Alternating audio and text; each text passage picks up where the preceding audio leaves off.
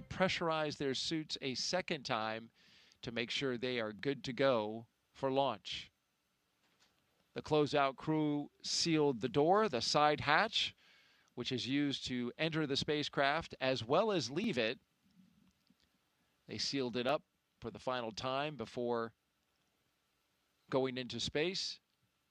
And now we are marching to our next few milestones. We have some margin in the schedule now, so a little time for the astronauts to, as Nick was telling us yesterday, do some reflection,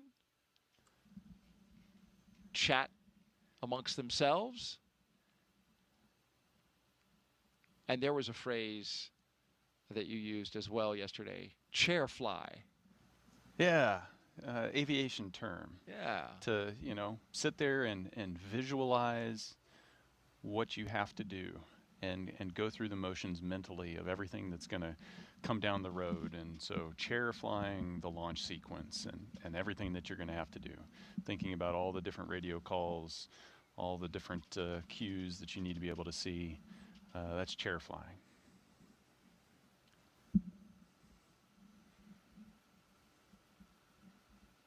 Well, let's chair fly ourselves right to the International Space Station now with some video. We are commemorating a very significant anniversary coming up on November 2nd, 25 years of continuous human presence aboard the orbiting laboratory. And liftoff. International Space Station is underway. We are in the golden age of the space station right now in terms of the return on investment and what we're able to do there. One of the great legacies of the space station is not just going to be science, but very importantly, the international cooperation. This is perhaps most prominent, international cooperation for exploration.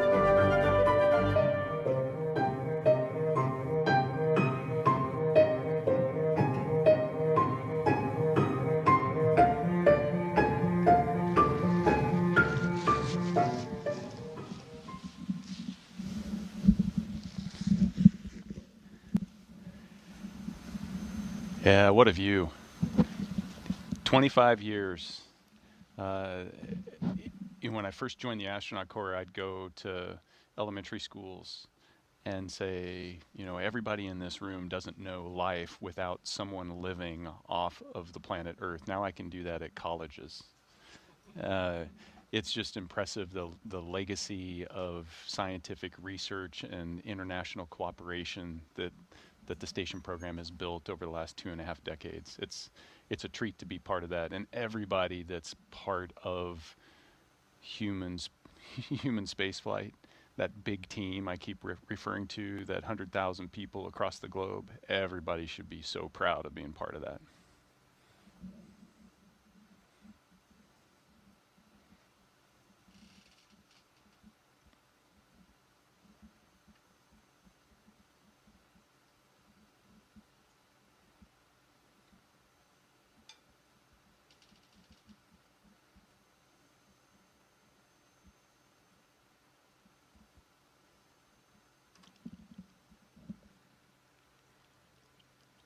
One of the first things Crew-11 did as a team was design their mission patch. You, of course, participated in the design of yours. This is Crew-11's patch. Its colors celebrate the 3 nations they represent, and the 3 stars you see in there. They honor their space agencies working together, NASA, JAXA, and Roscosmos. 2 sunbeams form the number 11 that you see shaded in the background, shining on a tiny blue dot, our home on Earth. A dragon looks on, a nod to both the spacecraft and the spirit of exploration, while a red flame wraps around it, all symbolizing the full journey: launch, life in space, and a safe return home. And if you look closely, you can see a tribute to their children in the stars, a reminder that missions like this inspire the next generation. Yeah, it's designing your patch is one of those first crew bonding experiences. You know, you put your ideas out there, but it's fun to see the final product because it really expresses the personality of the crew.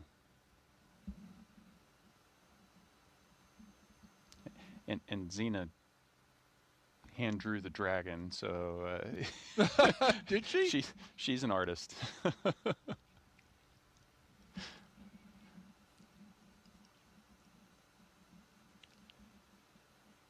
We're going to talk more about her artistic talent later in the show when we get closer to liftoff. Look forward to doing that around T-minus 13 minutes. Right now, we want to talk about the flight kits. Nick, each crew member gets to bring personal stuff aboard the ISS. You don't get to bring a lot, and you, in fact, have a designated volume, right? Yeah, so, a small bag, getting things to and from space is expensive, but it is important because you are going to be living on the space station. And so being able to bring some personal effects that help connect you and ground you to your friends and family and loved ones that are on the ground. So here's a small bag. You get to put a few things in it. Can't be too heavy, can't be too big. And everybody brings up unique things. And certainly that's what Commander Zena Cardman did. And you had a hand in helping get her her flight kit stowed away and put into place. She told us that she's bringing, of course, photographs of family and friends, photographs carrying that have her team members in it. She's carrying some for them that she's going to then return to them. Training team, instructors, flight controllers, the people who keep the crew safe while they fly. And so she has those, but in addition, she also has cards that her late father wrote her that have been up there since Crew-9 went up, since you went up. Yeah, so the things that we get to take up often don't ride up with us in the Crew Dragon. They come up on a cargo vehicle, and so our Crew-9 effects went up before the crew change happened. And so some of her personal items have been up there since over a year ago. Wow. And so part of it was when we got up there, making sure that we were able to set her things aside, to set Stephanie Wilson's things aside, and so that when they get to the station, they're going to be able to find them. Michael Fincke is bringing something that is very familiar to him on missions that he's gone on in the past. He's taking his wife's gamusa from her side of the family. It's a type of silk scarf from her home state of Assam. It carries with it the blessings for his trip to the ISS from her side of the family. He took one on all three of his previous missions. The one that he did aboard the space shuttle, as well as his 2 Soyuz missions.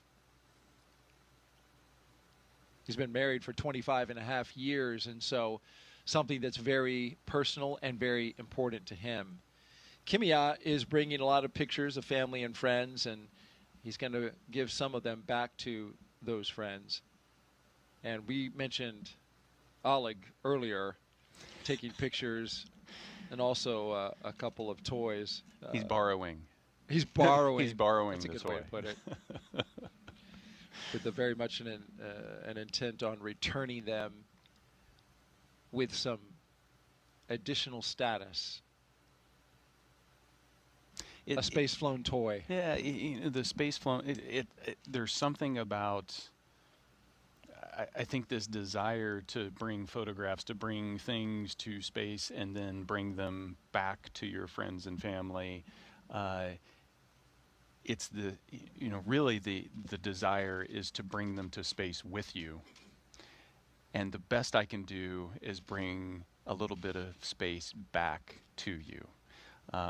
But yeah, if I could bring everybody, I mean, that's the ultimate goal, is to go from 700 people that have been in space to 700,000 people that have been in space to, the sky's the limit. Yeah. The more people we can get in space appreciating and experiencing just that life-changing perspective, the better off the planet's going to be. And these are small gestures we do for our families to share that with them, but then also to let them know how important they are to actually putting us in those seats on that rocket, because you don't get there on your own. It takes a team to get you there. It takes the family, the love, and the support to get you there.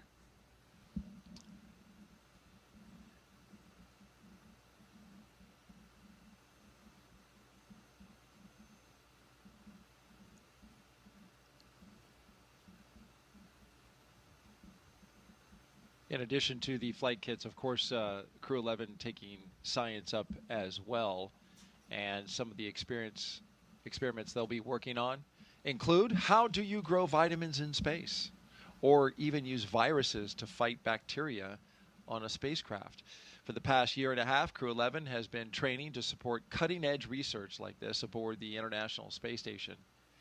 First up is Bionutrients 3. This study is looking at how to make essential vitamins and nutrients in space so astronauts can stay healthy on long missions. They'll be testing samples like yogurt, kefir, and a yeast-based drink to see how well they work in microgravity. Next is Stem Cell X IP1, which uses space to grow stem cells. These cells can turn into any type of cell in the body and could one day help treat diseases like cancer. Growing them in microgravity may produce more cells and better ones, higher quality stem cells that we can then use on Earth. And then there's Genes in Space 12. It's testing phage therapy, which uses viruses that target and kill bacteria. It could be a powerful alternative to antibiotics, especially in space, where infections can become harder to treat. Some pretty interesting research happening on station, Dick, and stem cells, of course, that research has been around for a little bit, and even you got to work on stem cells in space in your time on the ISS. Yeah, and the comparison between my first mission and my second mission, just the complexity of the experiments that we've been able to start to do up there it's just exploded. And so we're really starting to see return on the investment on maximizing the output of our facilities up there. But those three experiments that you highlighted they're pretty cool because they highlight different aspects. The stem cells, Genes in Space 12, it's the 12th iteration, so we've been doing this a long time. Yeah. Stem cells, it's getting really complex. Then you're talking about nutrients in space, and that's how we're leveraging the space station research to be able to inform us on how we're going to do deep space exploration. Because we need to learn some of those answers here close to home, where you're a few hours away from the surface and we can iterate quickly versus taking it months or years away from the Earth, and you can't iterate as fast and learn as fast. So the space station, I was impressed with a lot of the things that I was doing this last time around were all focused on how are we reducing risk and learning more that's going to help us get back to the surface of the moon and onto Mars. That's the focus now, and where so much research, the human research as well aspect of it. How can we help astronauts survive the hostility of space in deep space, going out to Mars, going to the moon? So much has been focused on that recently, and it's important because there's a lot of technology that we have yet to develop to help make sure astronauts are going to be safe on that journey. Yeah, and you see this budding start of that understanding and helping really propel us deeper into space. But then you also see that level of complexity build up on the research that we're getting to be able to leverage like the stem cells here on the ground to make life better for everyone on Earth. And that's the goal of exploration at its biggest, is going and discovering and learning so that we can make things better back here on planet Earth.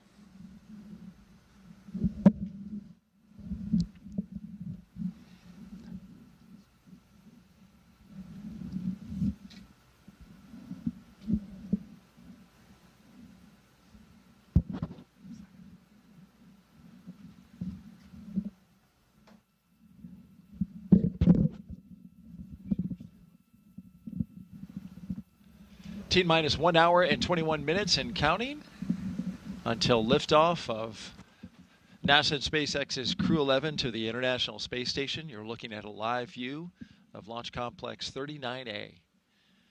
That's Dragon Endeavour, the flight leader in the SpaceX fleet of vehicles. Today would be its 6th flight.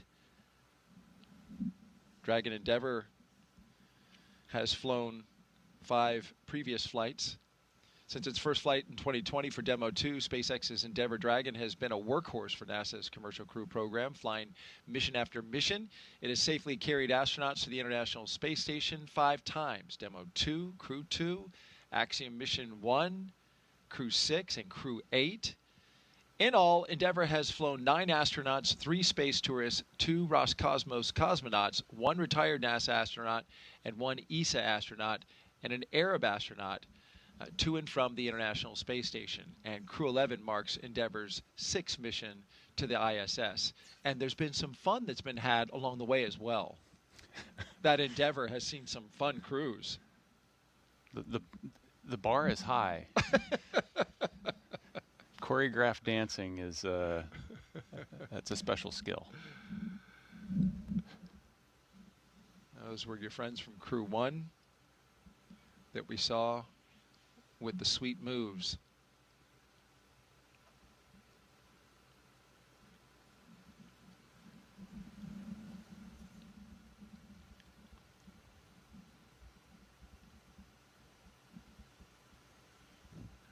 Some things we're looking forward to, of course, further down the countdown is launch escape system arm, the retraction of the crew access arm, getting closer to less than an hour from now. So we're gearing up for that. Also, the big one, T-minus 35 minutes, we'll begin tanking this rocket with propellants in order to make this flight to space. Yeah, everything builds up to that. Well, everything builds up to liftoff, right? That's right. But if you're going to go anywhere, you need gas. And before we load it with gas, we got to arm the launch escape system. So all of that starts to really pick up around T-minus 45. And, you know, right now you're still in that, you're in the seat, you're waiting, you're reflecting. As you start to arm the launch escape system, that's the mental shift to now it's time to be ready to go.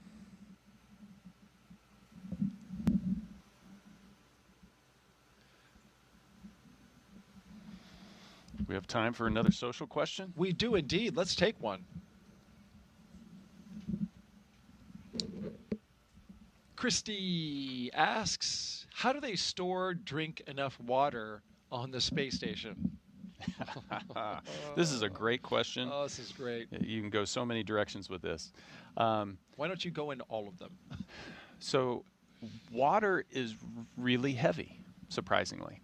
And heavy things are expensive to launch into space. And we'd need to launch way too many rockets if we didn't learn how to recycle our water. And so at its simplest form, what we're trying to do on the space station is mimic the things that happen on the ground.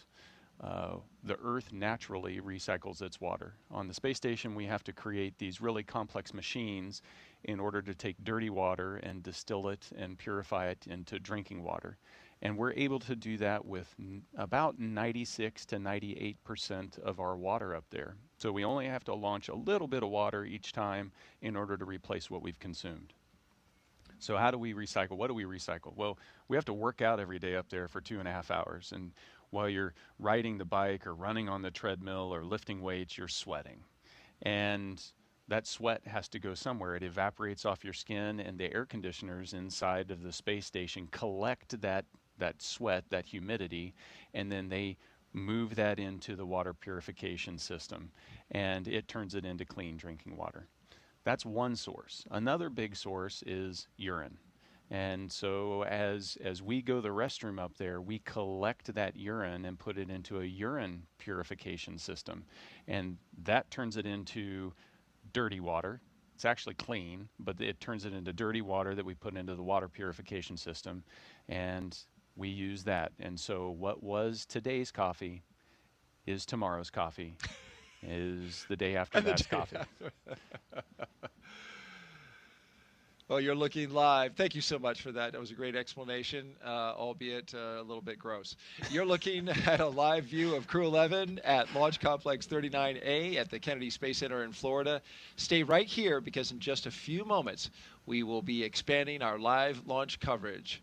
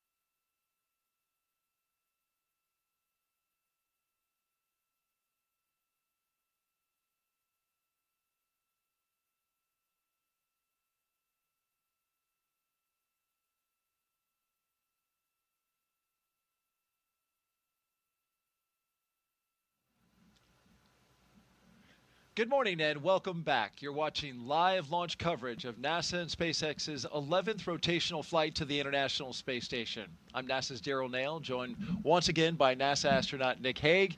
After yesterday's weather scrub, we're back on track for a second attempt. Liftoff now set for 11:43 a.m. Eastern Time from Launch Pad 39A here at the Kennedy Space Center. And before we continue, a quick reminder about Nick's incredible experience in space. General Nick Hague was selected as a NASA astronaut in 2013. His first flight to space station ended in 2018 with a launch abort following a rocket booster failure on Soyuz MS-10, a dramatic escape that he and his Roscosmos crewmate survived safely. He then returned to space successfully on Soyuz MS-12, spending 203 days on the ISS. Then last fall, he commanded NASA's SpaceX Crew-11 mission, launching with cosmonaut Alexander Gorbanov. In total, Nick has logged 373 days in space and completed 4 spacewalks. So glad you're here with us, and you've documented everything starting at T-minus 4 hours and 10 minutes early this morning, and we've been rocking and rolling ever since. No, it's been great to be here. I wouldn't want to be anywhere else. Supporting your friend and colleague, Zena Cardman, as well as the rest of the crew members on their mission today. Crew-11 is launching from Pad 39A. We're just over an hour away. About the same as previously, 40% chance of Once violation. they and launch, copy all, we are all tracking for they'll MS2, arrive at station and join we'll be Expedition getting them back in the 7374. Prior to And in T-minus just 1 3 hour days, and prior to Crew 10 will starting return Section home. 5. A quick 2+2 crew handover. 4 copies.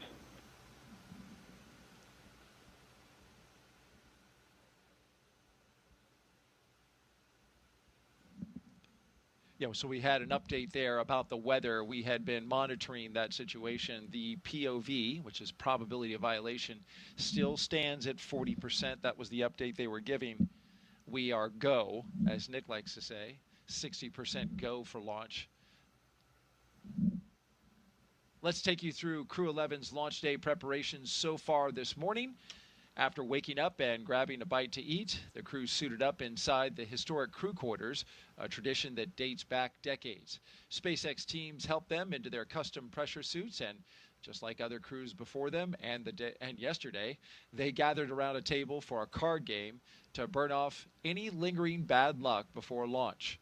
After that, they followed in the footsteps of every NASA astronaut since Apollo 7 in 1968 by walking out to greet a crowd of family, friends, and supporters. Then it was into their Teslas for a security escorted ride out to Launch Pad 39A.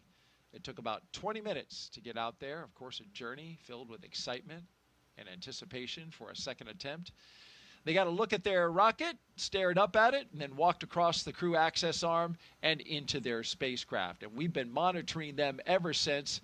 We're watching them live now, strapped into Dragon Endeavour as they await the next big milestones, fueling of the rocket and the arming of the launch escape system. These are big moments, and we'll talk the audience through them. Yeah, absolutely. It's right now they're waiting a little bit, but the excitement's going to start to pick up here when we arm the launch escape system and then put on the 1 million pounds of propellant that's going to go onto this rocket that we're going to turn into flame and push these guys into space.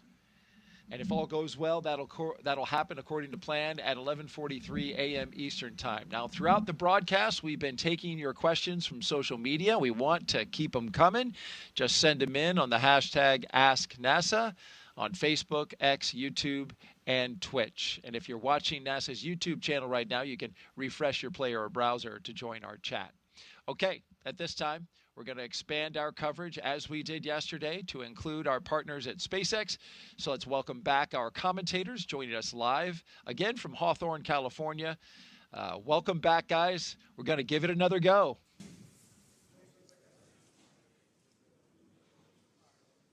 Thanks, Daryl. It's great to hear and see you guys once again. And like you mentioned before, it's keeping an eye on the weather is going to be the name of the game today. I'm Joseph Zakshesky with NASA Communications. And I'm Somi Srivastava, a certification engineer here at SpaceX.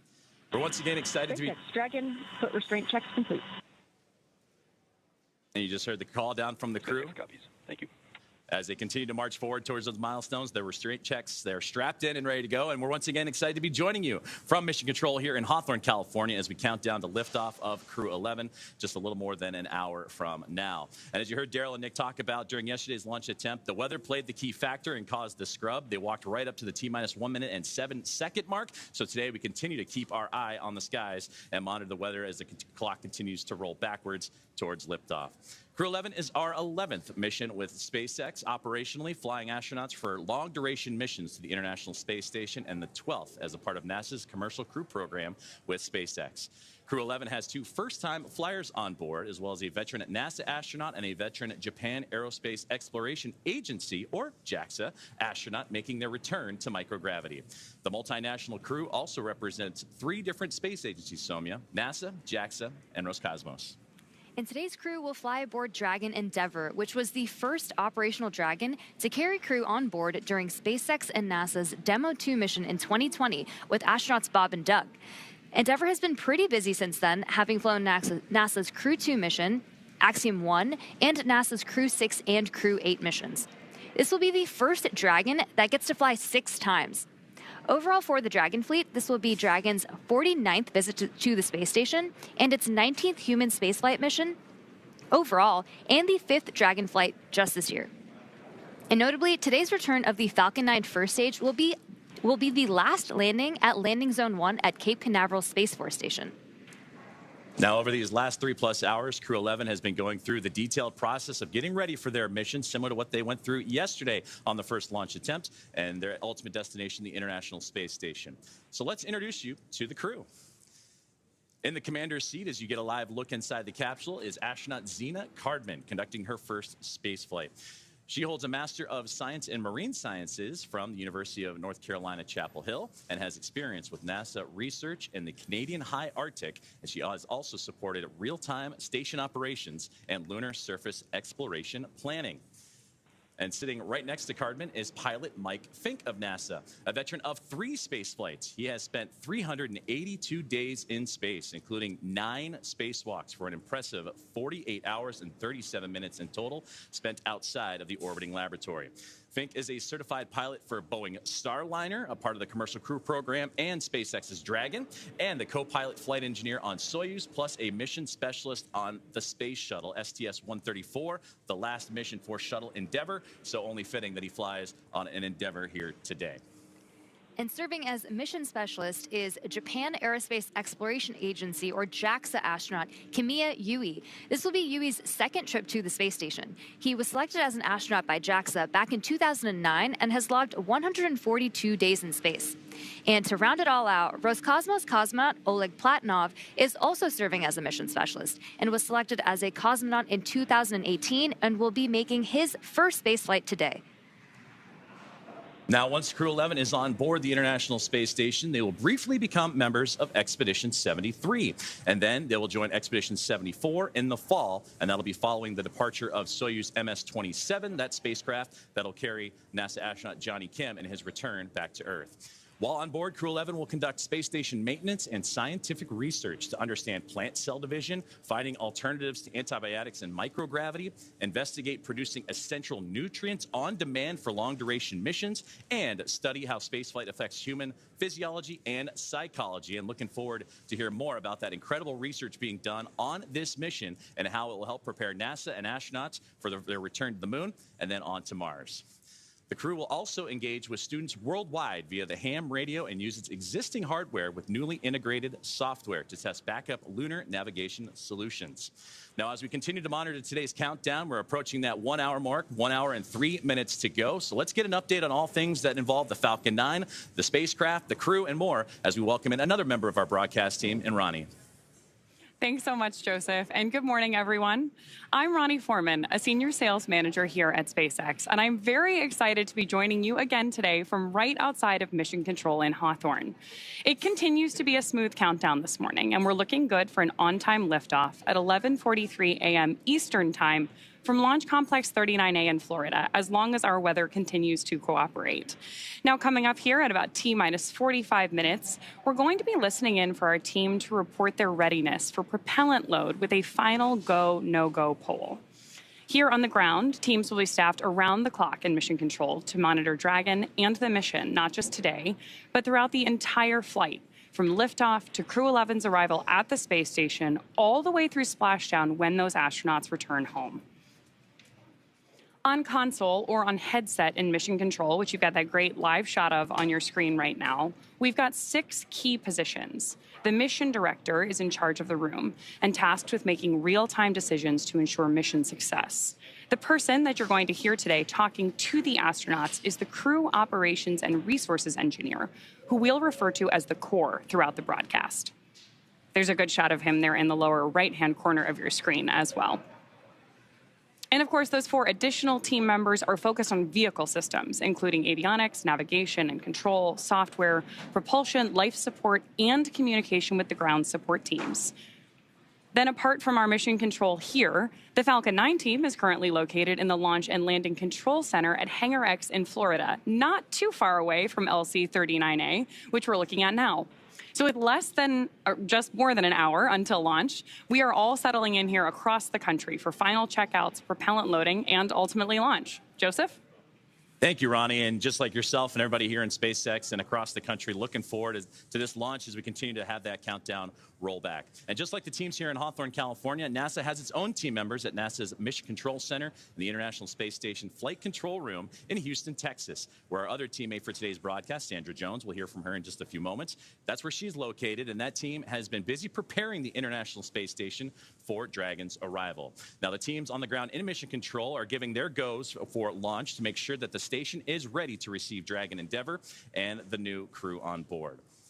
Following liftoff to the flight to the space station will be a little bit shorter than what yesterday's launch attempt would have been. It was 39 hours then. Now, cycling orbit tank isolation valves to equalize low flow pressure. Dragon copies. And more great communication there between the teams on the ground to the crew as we continue to march towards that liftoff time, as we are now zeroing in on 60 minutes away. Well, speaking of time, I was saying that yesterday's launch attempt would have had Crew-11 go for about 39 hours of phasing between launch and docking to the International Space Station. Now with today's launch attempt, that'll take about 16 hours, with Dragon flying autonomously the entire way. Now, docking is targeted for early Saturday morning, August 2nd, and that'll be 3 a.m. Eastern time, or midnight here on the West Coast. And just like autopilot on a commercial aircraft, the crew always has the ability to take manual control of the spacecraft if so needed. We're now just under T-minus 1 hour and counting. SpaceX, your go for section 5. When ready, report go for launch. We're continuing to hear great comms. Dragon copies, go for section 5 and Wilco. Great comms between mission control and the crew. So we are now at T-minus 59 minutes and counting down to today's launch. While we wait, let's check in with NASA's Sandra Jones at the Johnson Space Center to see how things are shaping up at Mission Control in Houston. Sandra. Welcome back to Mission Control Houston here at the Johnson Space Center in Houston, Texas. We are here in the hub of human spaceflight at NASA. The team here has pulled go for launch, and the International Space Station is ready for the crew to lift off as they begin their journey to the orbiting laboratory. At the time of launch, the International Space Station will be traveling 260 miles over the North Atlantic just south of Nova Scotia. In the home stretch of the rendezvous, NASA and SpaceX flight controllers will enter into what we call integrated operations, where both flight control teams will conduct a series of go, no-go polls for Dragon Endeavour's docking to the International Space Station. Rotational missions like Crew-11 help NASA continue to maximize the important research and technology demonstrations made possible only in the International Space Station. SpaceX, Dragon, go for launch. SpaceX copies. Dragon crew is go for launch. And you heard it there from the commander of the Dragon Endeavour. They are go for launch. We are continuing to march towards a launch in 58 minutes from today. Their destination, of course, you see there on your screen, the International Space Station, with a unique microgravity environment, critical for NASA to prepare for future commercial low Earth orbit destinations and to understand and overcome the challenges of long-duration spaceflight necessary for a long-term presence on the Moon and crewed missions deeper into the solar system, including onto Mars. Now here's a closer look at the mission and what Crew-11 will have to look forward to during their stay aboard the International Space Station. International Space Station, one of humanity's greatest accomplishments so far. 15 countries working together and adding more all the time that have helped plan, build, and fly the International Space Station. And it just shows what human beings can do when we work together. As Crew-11, we are about to launch on board a Dragon spacecraft to the International Space Station. We are actually continuing an ISS mission almost a quarter centuries. Right now, Crew-10 crew members are working very hard on the ISS. So we got that result, and actually we do more researches, then pass that information to Crew-12. Конечно, исследования на Международной космической станции, как я считаю, они очень важны, и они являются ключевым звеном в развитии технологии, науки и всей цивилизации. И все самое лучшее из космоса всегда приходит рано или поздно на Землю в виде новых открытий, новых приборов, возможностей и технологий.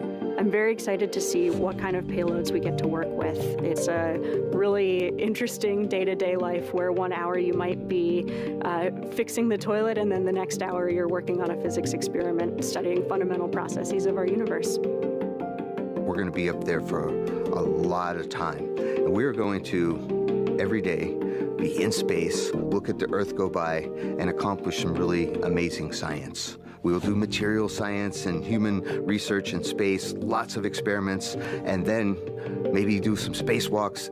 It's a really fun crew to be on. We're going to enjoy every moment, and we're going to help each other to be successful and accomplish our mission. So we have various kinds of difficult training together. For example, emergency training in Building 9 or emergency training in SpaceX. This kind of training actually made our bond stronger. Наш экипаж Crew-11 — это экипаж, который состоит из высокопрофессионально подготовленных людей. И мне нравится этот экипаж. In some ways, my only expectation for the mission is to fly and return home safely and still friends when we get back. There are so many things to play around with, to study, to explore, and I'm really open to every possibility, ways to engage with the International Space Station. We all came from other crews. Kimiya Yui, San, and I both came from Starliner 1. Oleg was on a Soyuz mission before this, and Zena, of course, was on Crew 9. But we all came together with our previous experience, melded into a really fun team. We're ready to go fly to our International Space Station. We are back here at the Kennedy Space Center in Florida, joined by astronaut Nick Hague. I'm Daryl Nail with NASA Communications, and we are watching this countdown proceed, the second day. We were scrubbed by weather yesterday. We heard about that earlier, got down to 1 minute and 7 seconds. What's interesting about this to me, Nick, is although the launch is delayed, oddly enough, their arrival to the International Space Station has not been delayed, not even a second. They are still going to be arriving on Saturday at 3 a.m., but they're just going to go quicker. Yeah, orbital dynamics can do strange things like that. Sometimes you need to speed up to slow down and vice versa. And in this case, we can launch at a different time, use some orbital dynamics to our advantage, and arrive to the station at the exact same time. What it means for the crew is I'm going to be in that capsule for 16 hours instead of 40 hours, which, it's a tight space. It's not the tightest of spaces, but it'll be nice to get to the station a little bit faster and be able to spread your wings out coming through the hatch. A small benefit to a launch delay, having a little shorter. If there is a silver lining somewhere in there, this is it. This is it. All right. Well, let's take a social question. We've been asking throughout the broadcast for our audience to send us questions, and Nick, you've been doing a great job answering them. Had a lot of kids asking questions as well. Our next question comes from Jeff, who asks, what was the most interesting thing you saw outside the window when on board the ISS? I've heard you describe it now for 2 launch attempts. I thought it was fascinating that you were able to see the entire coast to coast of America, from West Coast to East Coast, and I just wondered what that was like. But what was the singular most interesting thing you saw? So this last time, it was the difference between looking out the cupola 6 years ago and looking out the cupola now. it was nighttime, where the sun's getting ready to rise. You can see stars all over the place, and I start to see these streaks of light, and it's like fireflies on the horizon. And what it was other satellites. So in the 6 years, there's been so many satellites added to space that now it's easy to see the sun reflect off those satellites as you're coming up over sunrise, and you start to get this sense of just how congested space really is, and how important it is to keep track of all that stuff. Absolutely. Yeah, and so that is it's critical, and there's a connection there, with the Space Force. We're right here co-located to launch into space, and we rely on each other, but then also to keep the station safe. The Space Force is doing its job as well. Absolutely, the 45th Space Wing, tracking all of the assets in space. Well, we love hearing from you, so keep those questions coming. Just hit us up on Facebook, X, YouTube, or Twitch with the hashtag AskNASA, and we'll get to yours live. T-minus 51 minutes and counting now till liftoff, so let's head out to NASA's Tony Hayamijo, who is standing by live at one of the best viewing spots here at Kennedy. She's joined by NASA's Acting Associate Administrator, Vanessa White. Tony. Hey, thanks, Daryl. That's right. We are out here once again in an amazing viewing location where we can see the rocket at the launch pad. Off to my left here, and joining me is Vanessa White. Vanessa, we saw you at Crew Walkout yesterday and also out there today. Did you have a chance to speak with the crew before they headed out to the launch pad? Anything that you told them? Well, yesterday I had the opportunity to kind of say, hey, we're very excited. We wanted to tell them they were all here. We're cheering for them and excited about their launch. And so that was very exciting on yesterday. And then today we got up and we did it again.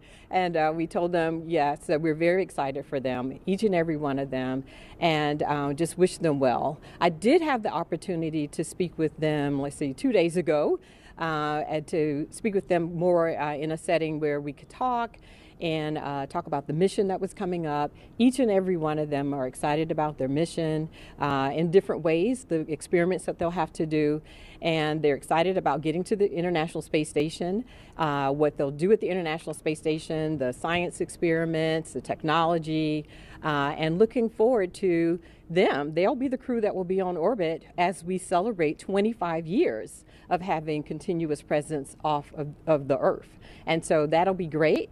And then they'll also probably be there when we start our celebrations here in the United States of our 250th birthday of the United States. So a very exciting time for this particular crew. Absolutely. We are all very excited for them to go to station, hoping that happens today. Crew-11 will mark the 12th human spaceflight for SpaceX under NASA's Commercial Crew program. Can you tell us a little bit more about the significance of maintaining that human presence in space? Yeah, so we're really great partners that we have with SpaceX, and them being able to get our crew members to the International Space Station. And right now, today, we're working together off the planet, building towards what we're going to be doing, furthering our LEO economy. So as we continue on doing our experiments on the International Space Station, we're also looking at follow-on space stations. And so working together as internationals, as our industry partners on those further new commercial space stations, and then all of the things that we're learning is helping us as we prepare for Artemis. And so with the Artemis missions, we need everyone, all hands on deck. We'll be working together as we go.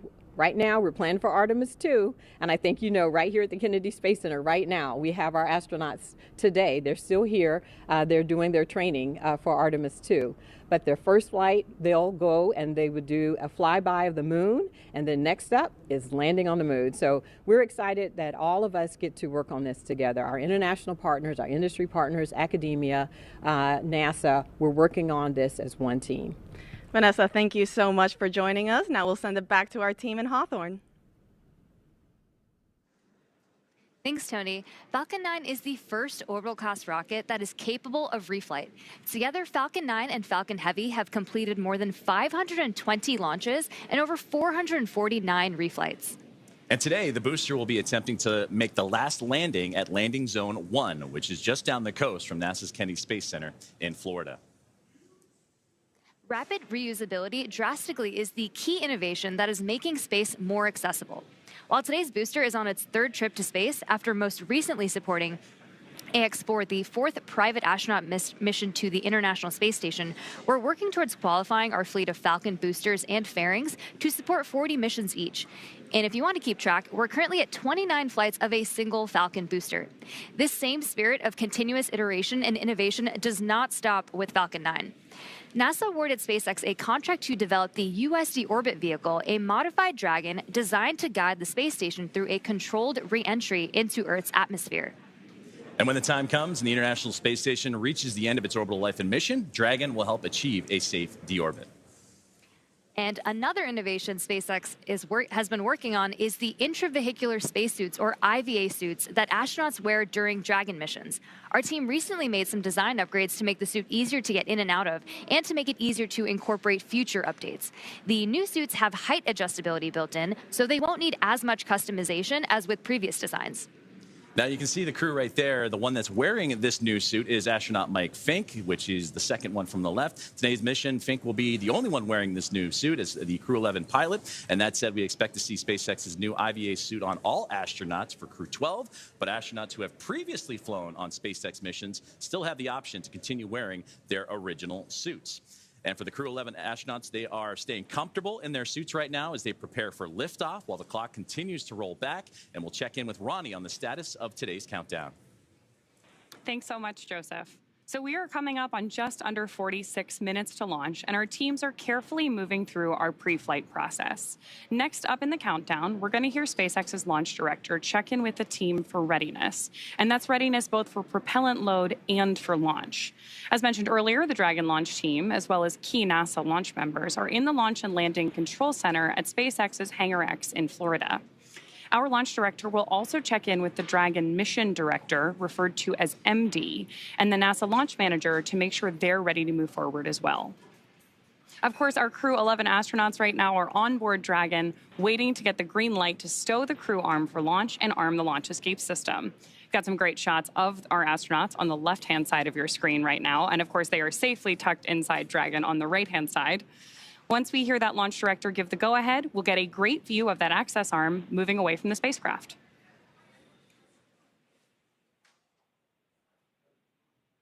We are going to stand by here and listen in for that final poll and some instructions to our team in that final lead up to liftoff.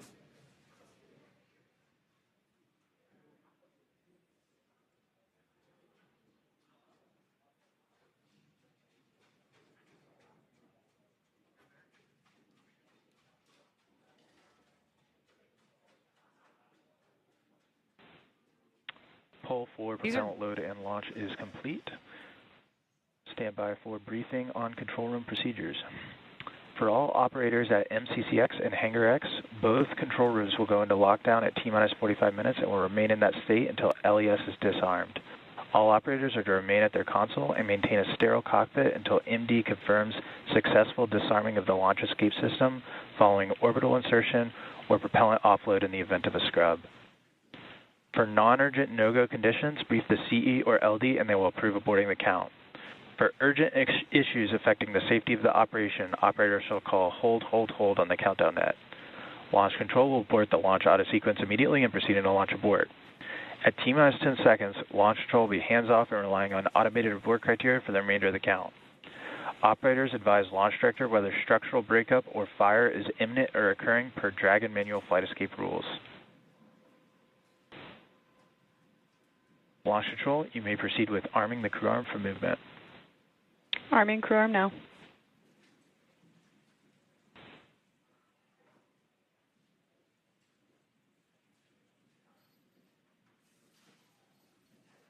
So we just heard those instructions to our team. Again, we're about to see that crew access arm move away from the spacecraft. Crew access arm retraction started.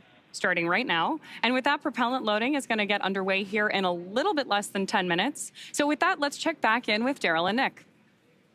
And you can see now the crew access arm articulating away from the Dragon Endeavour, where our crew of 4 is inside. That's a beautiful shot there.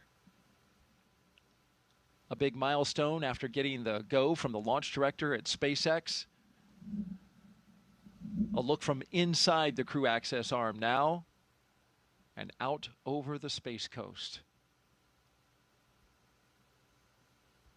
In this moment in between having the crew access arm rotate away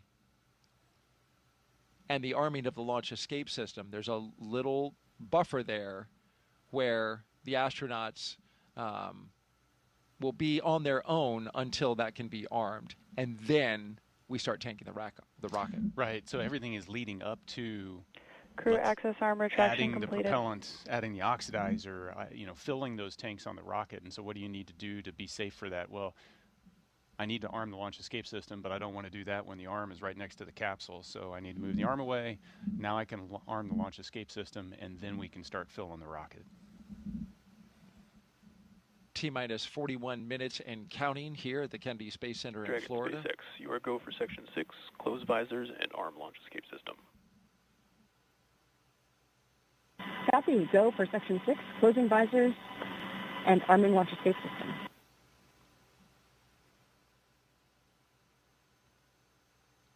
Here's a beautiful shot from our helicopter looking west. You can see the formation of cumulus clouds in the area.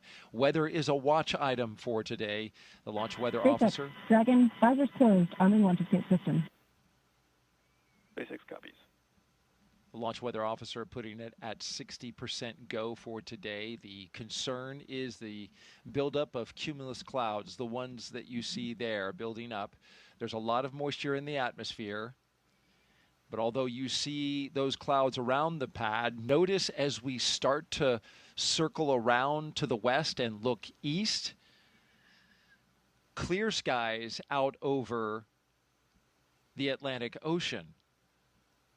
So when you look at this picture, Nick, you can certainly understand that even though we have clouds that are building in the area, there's an area that we can find over top of this launch complex that we could potentially System is verified armed.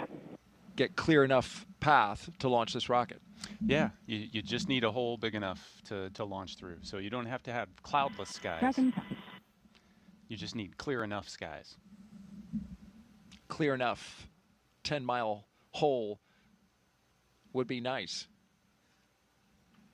I think if we think enough positive thoughts here at the launch site, we can create that bubble. I'm working on mine. Me too. And so we've been listening as they walk through the milestones here, the arming of the launch escape system. This is a critical system. Nick, you know this very well. Yeah, it's an absolutely critical system. We're just moments away from them getting ready to tank the rocket, fill it up with the kerosene and the liquid oxygen, and before you start to do that procedure and load all of that stored energy onto the rocket, you arm the launch escape system so that if anything goes wrong in a heartbeat, that system can pull that capsule away from the rocket and off to safety.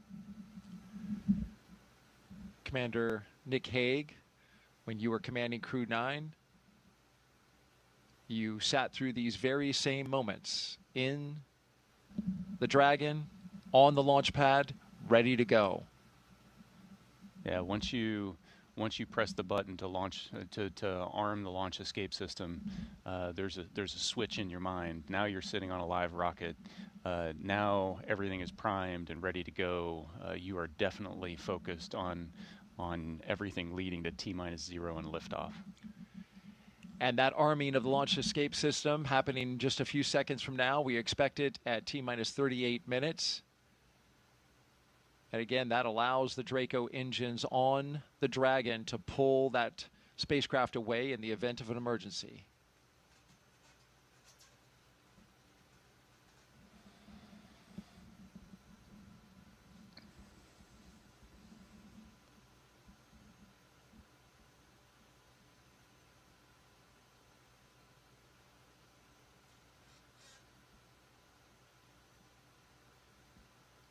This is a beautiful view. One of the things I love about the way Dragon fills its tanks is being able to watch the frost build up when these cryogenic fuels, when you load them onto the rockets, you're going to see it change color.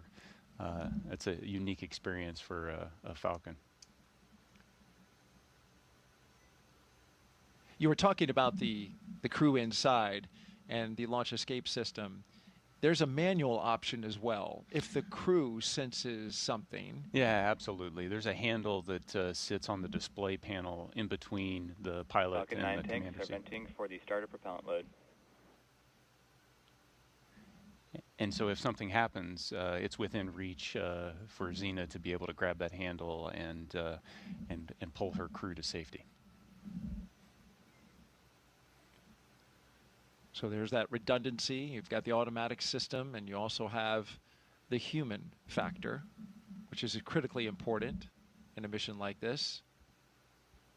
Yeah, even though they're highly automated systems, there's always a manual backup, and even though it's on autopilot essentially all the way to docking, if need be, the commander, the pilot, the crew can intervene those automatics and revert to a manual control.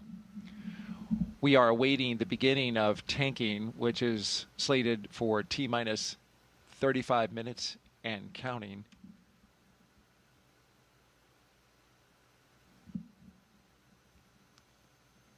You talk about the manual factor. You can also fly this manually, this Dragon Endeavour. And is it through touchscreens? Yeah, the Dragon has a unique interface. It's a touchscreen panel, so once you activate the manual controls, you have a series of virtual buttons on a touchscreen that you can issue commands that would change the attitude or even change the motion of the capsule. Beautiful shot there by our Kennedy Space Center flight operations team.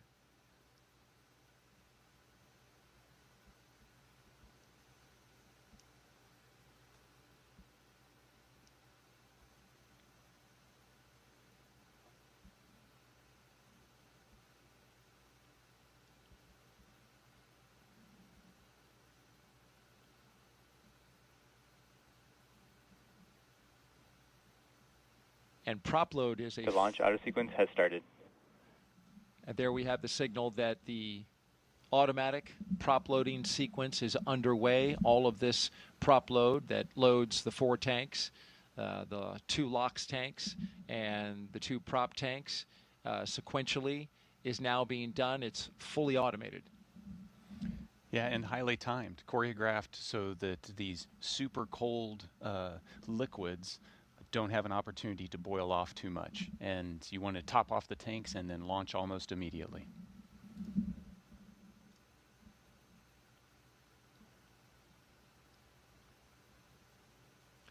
It's a highly dynamic time for the crew inside. They can hear, right? The sound of prop load. Now they're starting to feel Falcon 9 come to life. You hear the pumps and the fuels and the liquids move around. You can hear venting. You'll hear some call outs to warn them about venting. So there's sounds now, the sounds of Dragon. It has its personality, and it starts to come out. All right, with that, thank you very much, Nick Hague, NASA astronaut, commander of Crew-9, here with us as our co-host today. We'll send it back out to California and SpaceX. Thanks so much. So as you mentioned, Daryl, propellant loading of both RP-1 and liquid oxygen began at T-minus 35 minutes, and we heard that announcement from Mission Control right on schedule. Weather continues to be our main watch item today, but I'm hearing from our vehicle teams that everything looks good both for Falcon 9 and for Dragon. Next up, at about T-minus 30 minutes, our SpaceX launch director will inform the crew that the loading of cryogenic helium has begun, first on stage 1 and then on stage 2 about 4 minutes later. Stage 2, RP-1 loading, should wrap up at T-minus 20 minutes and 30 seconds, and then as we approach T-minus 16 minutes and 30 seconds, so just 4 minutes later again, we should hear the call out that stage 2 liquid oxygen loading has begun. All together, we're going to have about 1 million pounds of fuel on board Falcon 9 by the time we're ready for liftoff. So with all those consumables being loaded on the rocket, at this point, if we have to call a hold for any reason, we will have to stand down and target our backup launch opportunity, which is tomorrow, Saturday, August 2nd at 11:21 a.m. Eastern. The reason we have a specific backup launch day and time is that we can't just pause for weather and jump back into the countdown, mainly because we have an instantaneous launch window today. Let's dig into that some more and do a little Orbital Mechanics 101. An instantaneous launch window means we need to launch at exactly the right time, and that's driven by our planned rendezvous point, which is the place that Dragon and the space station meet in orbit. Right now, the International Space Station is orbiting the Earth at more than 17,000 miles per hour, and Dragon actually needs to catch up to it. That means we have to deliver Dragon to the correct orbit by timing its trajectory relative to the International Space Station, so that they're in the same place in space at the same time. A precise liftoff time is crucial for hitting that rendezvous point. So at this point, if we heard a hold called, we would have to stand down and do many of these processes again, which if you joined us yesterday, we know is what happened with our launch attempt yesterday. And then, of course, we'll be targeting our backup launch opportunity, which is now tomorrow at 11:21 a.m. Eastern. So for now, with everything still looking good, I'm going to hand it back to Soumya and Joseph to talk about West Coast recovery. Soumya? We are now at just a little over T plus 31 minutes and counting, getting closer and closer to getting our Crew-11 astronauts into space. Once their mission is complete and it's time for our crew to splash down back on planet Earth, they'll be heading to one of several targeted sites supported by SpaceX. Until recently, Dragon recoveries primarily occurred off the coast of Florida. But this year, SpaceX moved Dragon recovery operations off the coast of California to allow Dragon to complete its deorbit before safely jettisoning the trunk over the Pacific Ocean. When they return, Crew-10 will be SpaceX's third crew mission to splash down in one of the new locations. From-2 was the first in April this year, followed by Axiom 4 in July. The new splashdown locations are near Los Angeles, Oceanside, and San Diego. The recovery vessel Shannon will be stationed in Long Beach to support the new West Coast splashdown operations. Spreading these supported sites across multiple locations helps to maximize the return opportunities, lowering the chance that we will have to wave off due to bad weather. And when the spacecraft re-enters, those in the immediate area may hear a brief double clap of a thunder-like sound known as a sonic boom. It's been impressive to see these teams move those operations from the East Coast to the West Coast, not only just for SpaceX, but for the Commercial Crew program, the International Space Station, and teams preparing for yesterday's launch attempt, today's launch attempt, and if necessary, as we continue to monitor the weather, we'll keep an eye out for any future opportunities that come in. So right now, we're inside half an hour to go until the T-minus liftoff point. So let's go back to today's mission, NASA SpaceX's Crew-11, and hear a bit more from the astronauts flying today. I think it's really innate in our human nature to want to keep exploring and to keep pushing boundaries. Everything that we do in space is ultimately for Earth and for the human species. We are having a lot of good experiments on orbit, making new medicines. That is actually good for everybody. By understanding how to live and work in space like we have with the International Space Station, we can now become a multiplanetary species by having bases on the Moon and bases on Mars. И выполнение полета в космос, на мой взгляд, важно, потому что в конечном счете необходимо человечеству будет двигаться в дальний космос для того, чтобы открывать новые миры, исследовать новые и новые горизонты. For me, it's a really compelling goal to go farther and farther afield in space and pushing our boundaries as a human species that way, learning more about our own home planet as we try to go farther. We've been going and living aboard the International Space Station for 25 years. We're ready to make the next steps. We're ready to go to the Moon. We're ready to go to Mars. We're ready to explore the solar system. We understand the effects of what life in space does to the human body, and we need to continue those studies. We need to continue getting ready and get ready and go to the Moon and Mars, and that's why it's important to go to space.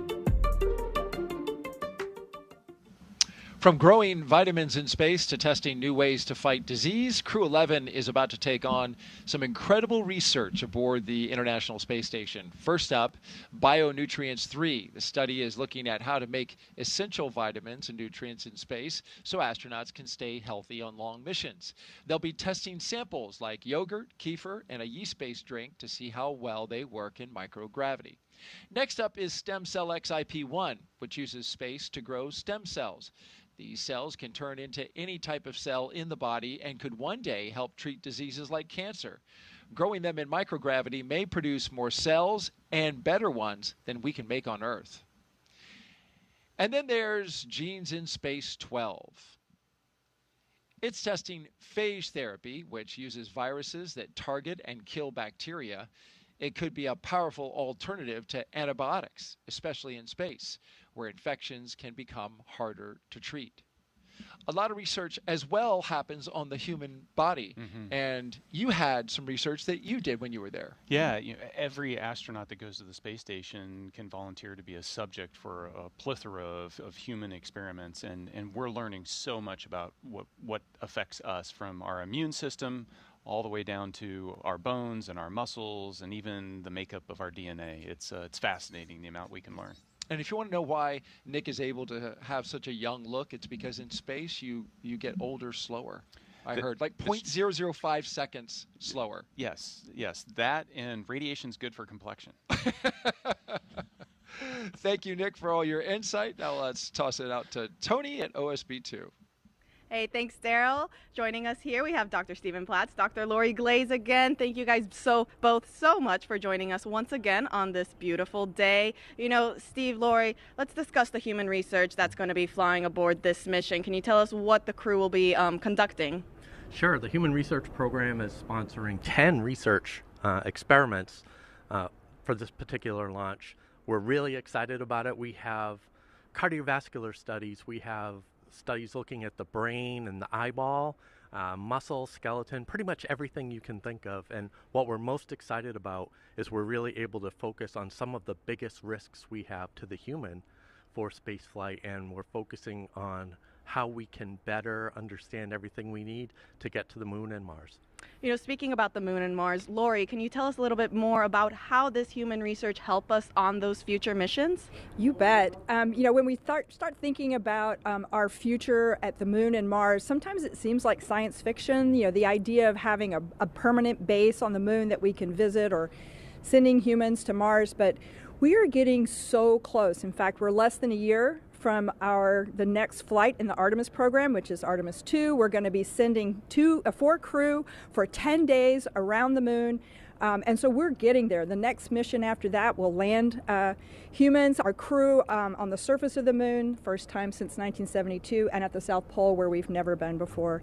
And when we think about those missions that we're going to want to spend time on the surface of the moon or transiting to Mars, we're going to need our crew to be healthy for weeks or months in that transition period, and then be able to perform and execute the science and the exploration when they land in those partial gravity environments.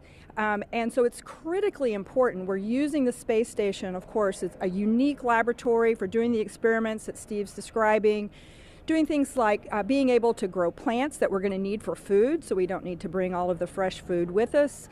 Being able to recycle the water for drinking water and other purposes on the on that journey. Having sensors that can help us detect hazards from solar storms, so that the crew can get protection in time. So all this work is critical for us in our planning, and it's getting close. So we need this work now. Absolutely. You know, speaking about those experiments on station, Steve, I heard there's a new one coming on this mission. Can you tell us a little bit more about that? Sure. It's called manual piloting, and it's the first time we're flying it, so we're really excited about it. It will really help us with our planning for landing on the moon. And so what we're doing is we're looking at the transitions of gravity. We go from Earth to orbit, and then we're thinking landing on the lunar surface. Those transitions affect the human body, and so they can make you disoriented, they can disturb your balance and things like that.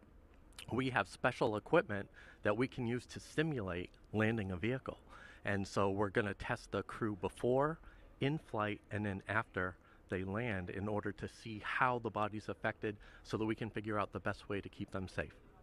Well, Steve, Lori, thank you both so much for joining us. Now we'll go ahead and get you guys back to the shade, away from the heat, and we'll send it back to our host desk, Nick and Daryl.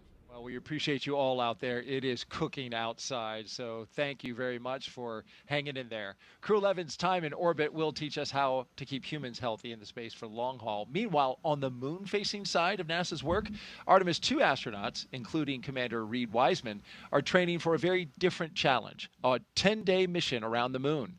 And before they launch, NASA and the Department of Defense are making sure they know how to get home, even in an emergency. Here's Reed with a behind-the-scenes look.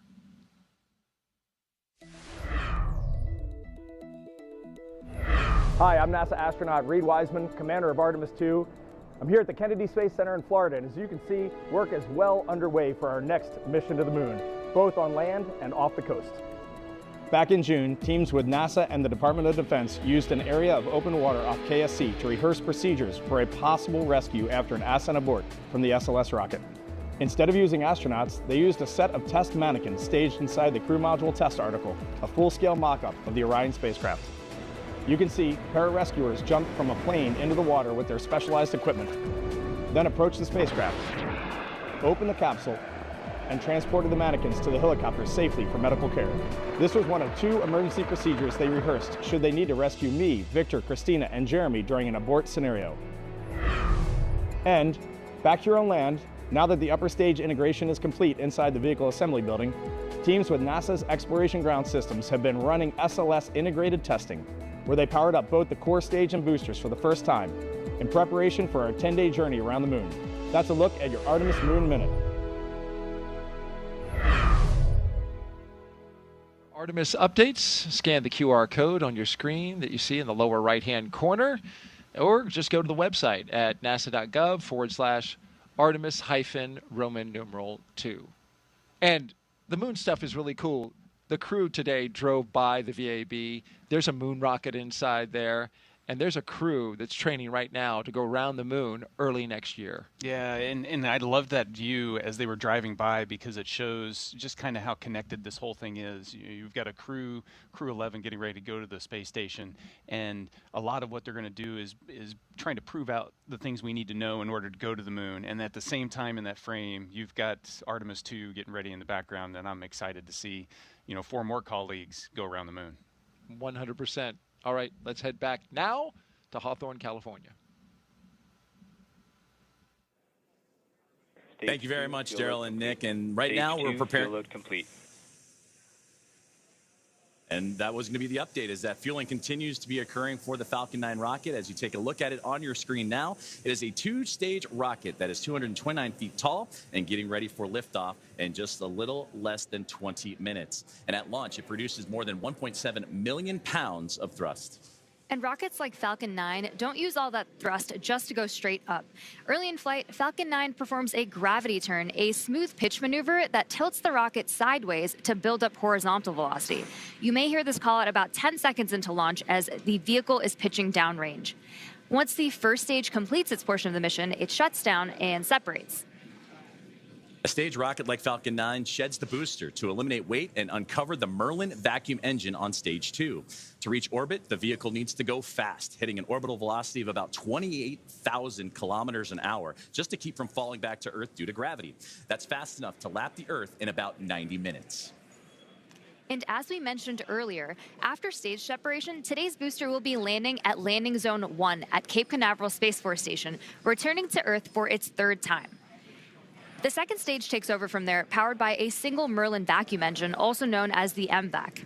With its extended nozzle and optimized design, the MVAC drives maximum performance, producing 220,000 pounds of thrust in the vacuum of space. And getting to space is the first step to building our multi-planetary future. At the top of Falcon 9 today, the crew is sitting inside Dragon Endeavour. There are currently 5 Dragon spacecraft supporting human spaceflight missions: Endeavour, Resilience, Endurance, Freedom, and our 5th and final Dragon, Grace, which just launched the Axiom 4 mission last month. Designed with safety as the highest priority, Dragon is capable of carrying up to 7 passengers to and from Earth orbit. And Dragon has 16 Draco thrusters that can be used in space to help navigate the spacecraft to its destination, which of course is the International Space Station. And those thrusters providing 90 pounds of force. And that doesn't include the 8 Super Draco thrusters used for and aboard, which are no longer active once the crew is in orbit. To date, Dragon has been to orbit 53 times, including 48 trips to the International Space Station and 18 human spaceflight missions. And as we mentioned earlier, today's Dragon, Endeavour, has been pretty busy, having also flown NASA's Crew-2 mission, Axiom 1, and NASA's Crew-6 and Crew-8 missions. Overall for the Dragon fleet, this will be Dragon's 49th visit to the space station and its 19th human spaceflight mission overall, and the 5th Dragon flight just this year. Dragon is the first private spacecraft to take humans to the orbiting lab, having flown 300,000 pounds of cargo and more than 1,000 experiments to space, as well as 70 crew members representing 20 countries. Our versatile Dragon spacecraft can autonomously dock with the International Space Station when outfitted with a docking adapter, which is just how it's configured for today's flight. And when it's not going to the space station and it's in free flyer mode, the docking adapter can be swapped out for a cupola, as it was back during the Inspiration 4 mission. And another option we have is the Skywalker hardware, which supports extravehicular activities or spacewalks, as we did during the Polaris Dawn mission. And here's some interesting trivia. There has been a Dragon in space for 1,358 consecutive days since Crew 3. And that's an impressive stat, too. And with T-minus Stage 0... 2 LOX load has started. And with T-minus 0 coming up in just about a little more than 18 or 16 minutes or so from now, our team's continuing to do a series of system checks to ensure Dragon SpaceX 4 status update. Dragon and Falcon 9 are healthy, and we continue to load propellant. Weather is still our watch item. We are seeing some development in the area, so this is going to come down to a matter of time. We're going to keep an eye on it and continue marching towards T0, and we'll see if we manage to thread the clouds today. Okay, Dragon copies. We've got a healthy rocket, healthy Dragon. Weather is continuing to develop. We'll keep going until we can't.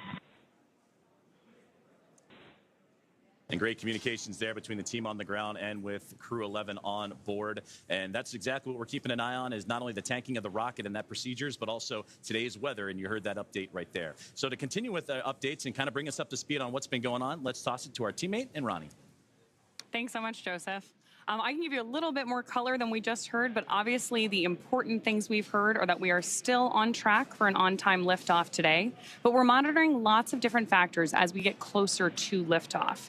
If everything goes as expected, this is also going to be our last landing at LZ-1 today. So lots of different launch pads, landing sites, staging areas, lots of things in play. But the best news is that both Dragon and Falcon 9 continue to be healthy. You heard us wrap up Stage 2 RP1 loading just after T-minus 20 minutes, and Stage 2 liquid oxygen will begin here at about, or has begun already, excuse me. We've also heard that call out that the launch escape system is armed. Of course, the launch escape system, which we discussed in more detail yesterday, is designed to propel Dragon away from Falcon 9 in the unlikely event of an emergency during launch.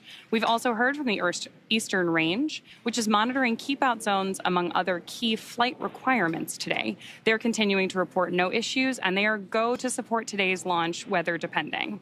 So again, as you just heard, weather is a watch item. We're now tracking a 60% chance of violation at our target liftoff time, with isolated showers in the staging area and some clouds building right over the launch pad. You are actually seeing them continue to grow on your screen right now. For now, though, we are go for the 6th mission of Dragon Endeavour, and I want to hand it back over to Sandra for a status update from Houston. Sandra? Thanks, Ronnie. Back here in the International Space Station Flight Control Room at NASA's Johnson Space Center in Houston, teams are continuing to work around the clock to monitor activities aboard the Orbital outpost. Leading the team inside the room today is NASA Flight Director Anthony Varia. The team in Mission Control Houston, the team in Hawthorne, and the astronauts aboard the space station will track the autonomous docking of Dragon Endeavour when they enter joint operations. This will happen when the spacecraft enters the approach ellipsoid, which is the invisible boundary, stretching 4 by 2 by 2 kilometers that helps us monitor all arriving and departing spacecraft. It's essentially the neighborhood of the International Space Station. Once docked, crew members in both Dragon and aboard the International Space Station will perform a series of leak checks, then work to open the spacecraft's hatch for Crew-11 to float into the space station and begin their stay. We anticipate that the hatch will be opened about an hour and a half after docking occurs, and when they enter the orbital outpost, Crew-11 will be greeted by the rest of their Expedition 73 crew and will come together for some opening remarks. For now, that's going to be all for us today here in Mission Control as the anticipation builds for launch in less than 13 minutes now. So how's it looking on the Space Coast, Daryl? Well, Sandra, we wish it was looking better. We've just had a downgrade in the weather forecast from 60% go to only 40% go. The launch weather officer informing us that conditions are ripe, and we have even seen the development of cumulus clouds in the area, some that could trigger lightning if a rocket went through them. So this is a very high watch item at this moment, Nick. Yeah, they're watching it to the, everybody is focused on crew safety at this point, making sure that we make the right call. But there's a chance, and I'll stay positive. And you've been positive. I appreciate that about you. You've done that throughout the broadcast. Here's a look from our helicopter flying over the spaceport right now. And this is the formation of the clouds that is a concern because it is so humid out right now.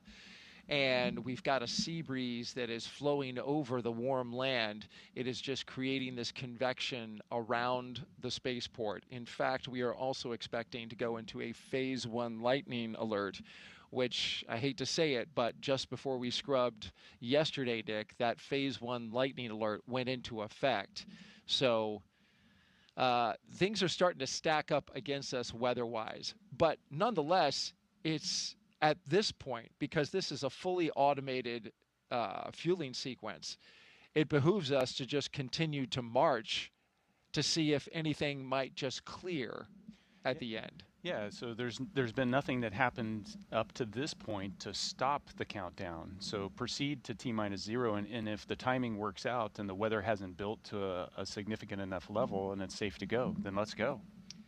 Absolutely, and it is an instantaneous window. So we are launching at 11:43 and 42 seconds. So it is literally the weather at that second that matters.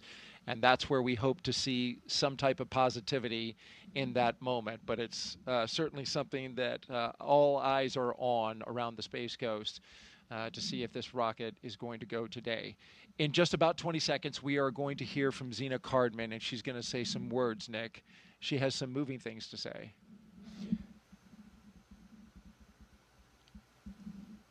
Yeah, Zena is an amazing person, and watching her, along with Stephanie.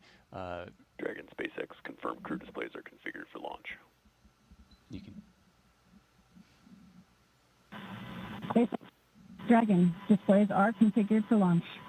To our family, friends, all who support us at SpaceX, NASA, JAXA, Roscosmos, thank you. Spasibo, arigato gozaimasu. For this freedom to explore, resilience to endure, may grace fly alongside this endeavor. Crew-11, from all of us on the ground, we've enjoyed working with you in preparation for your mission. We look forward to continuing to do so in flight. Good luck. Enjoy the ride.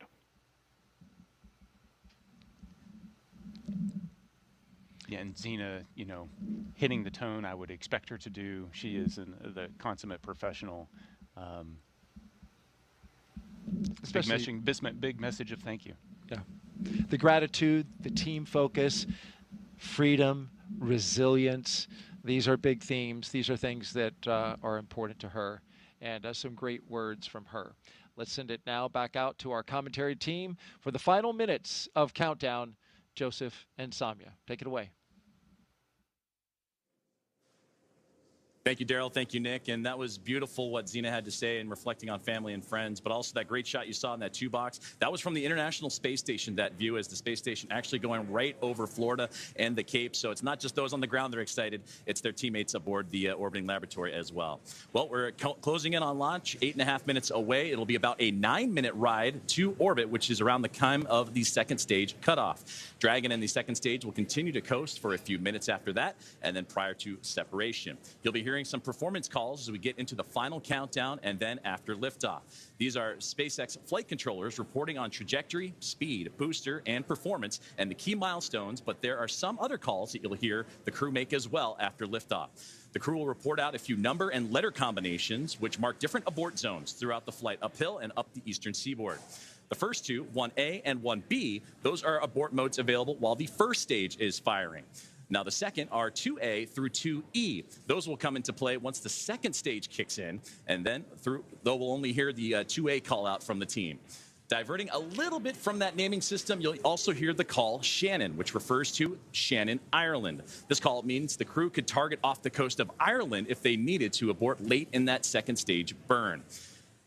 You'll hear these different calls throughout the flight uphill, along with key performance callouts from the guidance, navigation, and control officers, and also the propulsion lead. So we're closing in on T-minus now 7 minutes, and we continue to keep an eye on the weather. One of the next callouts we're listening for is that stage 1 engine chill has started. That's coming up in just a few seconds. And that is a key process that prepares the engines for flight. Engine chill has started. Right on time. Right now, propellant in the tanks is isolated from the engines, but we'll open the engine pre-valves and start trickling some liquid oxygen through the Merlin engine pumps, chilling the engines for the start sequence. We do this because the super chilled and densified liquid oxygen is really, really cold, and we use this process to bring the engine hardware down to a cooler temperature before flowing all of the LOX and propellant into it during flight. At liftoff, Falcon 9 is consuming 700 gallons of fuel per second, so engine chill helps us to prevent thermal shock and ensures nominal engine performance. Shortly after, we should also hear the call out for stage 1 RP1. Fuel load complete. Right on time.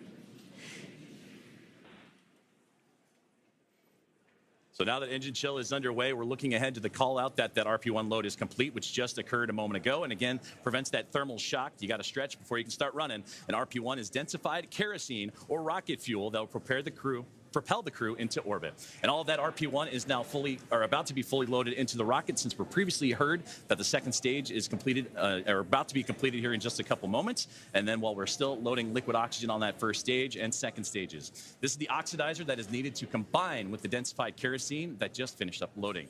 The RP1 liquid propellant needs an oxidizer to combine with everything in order to ignite. Coming up at the 5-minute mark, we'll hear the call for Dragon to configure for terminal count and then transition over to into internal power. And that should be happening in about a little less than 30 seconds from now as we continue to close in on that T-0 mark.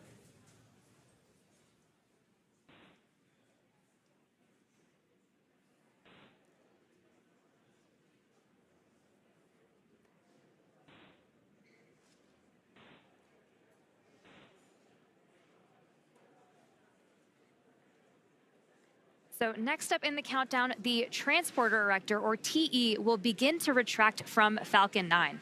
That is the large truss structure you see there standing next to the rocket. It's hinged at the base and connected to the launch mount beneath the first stage. First, the clamps around the second stage will begin to Falcon open. 9 tanks are pressing for strong back retract. And we're hearing good callouts. Dragon is in, configure for terminal count. And we're continuing to hear great callouts over the nets. Then the TE will begin to pivot back, slowly swinging away from the rocket, and it will reach full recline in just about a minute. Strong back retract has started. And we are just beginning that strong back retraction process. It's called the strong back. It's also called the TE, or transporter erector. Same structure, different name. The TE does a lot more than just lean. It rolls Falcon 9 out to the pad, raises it vertical, and stays connected through the final seconds. It provides fuel, power, telemetry, and command connections between ground systems and the rocket. Those clamps at the top help stabilize the second stage during fueling, and they also help prevent movement in high winds. And once they open, which you can see on your screen, they are slowly pulling away. And once they open fully, the rocket is fully free at the top.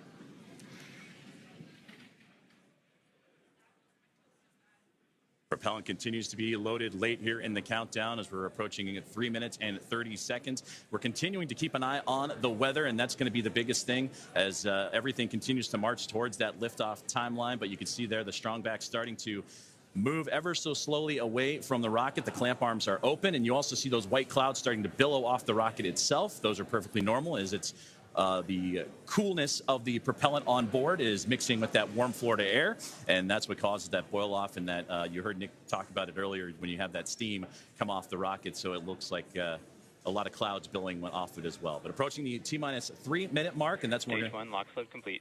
And that's what I was about to say, is that you're going to hear that liquid oxygen load be complete. So everything is primed and pretty much ready to go. And you'll see, again, those white clouds of vapor and a great view of the entire rocket as we continue to build closer to launch. And, of course, liquid oxygen, super chilled. Correct, so a little bit terminal count and on internal power.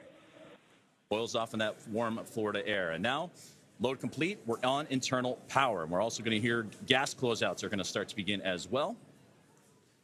And then everything will get vented overboard through the umbilicals and strong back, and you may hear some of that venting noise come in soon.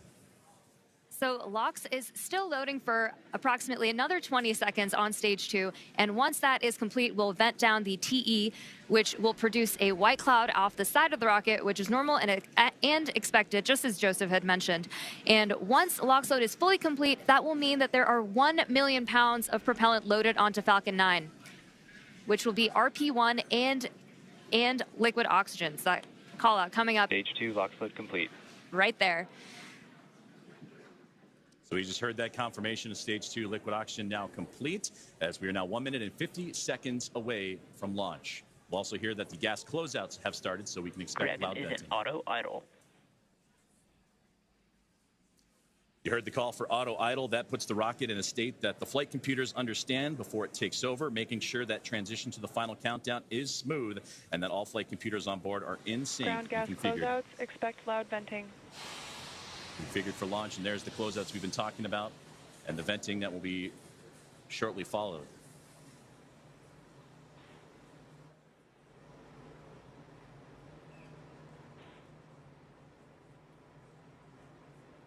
One minute and 10 seconds to liftoff of NASA SpaceX Crew-11.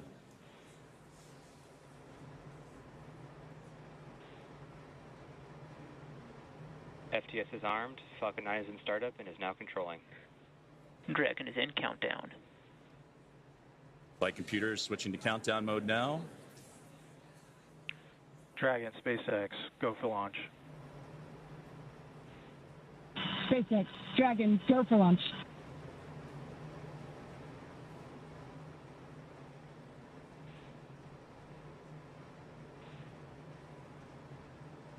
$30 seconds.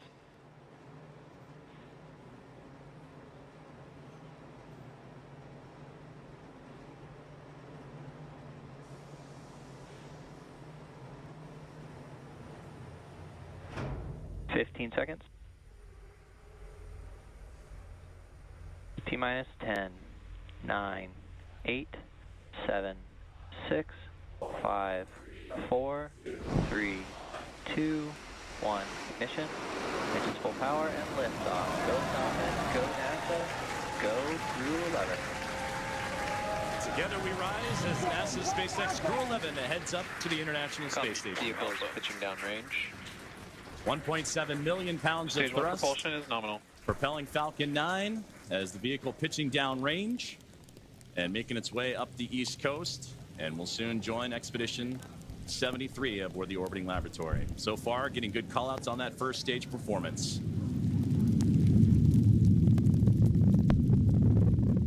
We are now T plus 35 seconds into the Crew-11 mission on board Dragon and Falcon 9. The Falcon 9 engines Stage 1 throttle down. Are throttling down to help Power and telemetry are nominal. To help pass through the period of max Q, or maximum aerodynamic pressure on the vehicle during ascent. Max Q. We just had max Q right there. Falcon 9 is supersonic.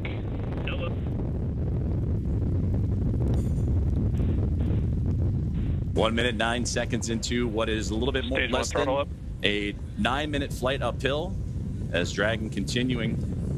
Stage 1 Bravo. Copy. 1 Bravo.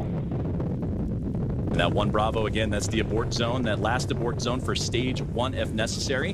The crew already pulling over 2 Gs. And next, we're going to have a couple of events happen in rapid succession. We'll be getting ready for the second stage to warm up and have this second stage MVAC chill. And then we'll also have MECA, or main engine cutoff, where the 9 engines on the first stage will cut off ahead of the first and second stages. Will then be separating from one another.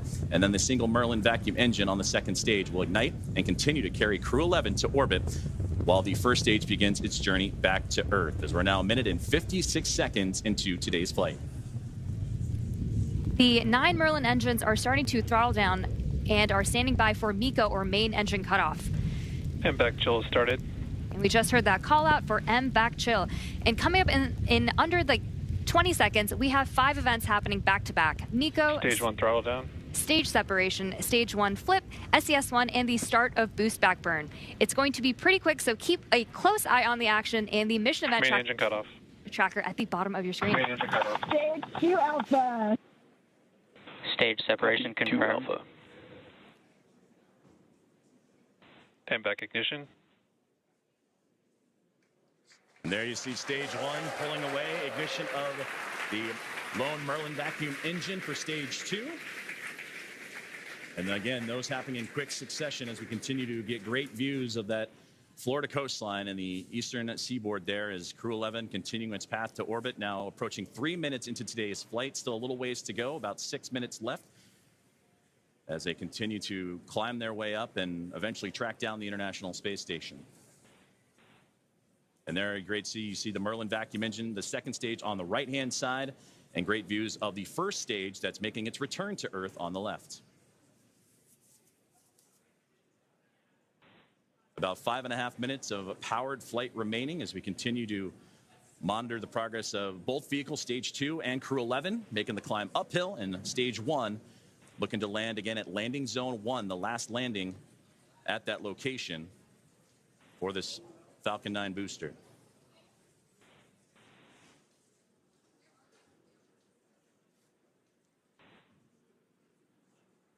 Dragon, SpaceX, nominal trajectory.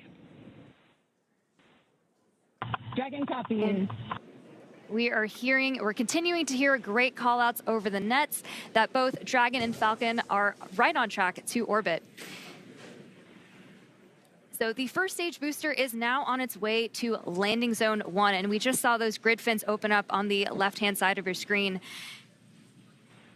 The first stage has a couple events ahead of its landing. Stage 1 will start its entry burn, which will be the second of 3 burns to return the booster a few miles from its launch site at landing zone 1.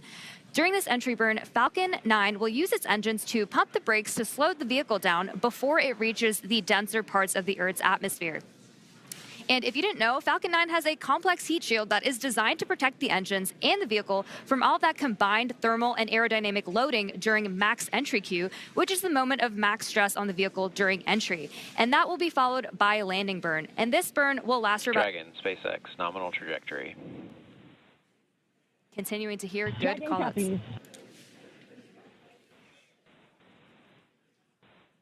Great performance calls continue as we're now 5 minutes into today's flight.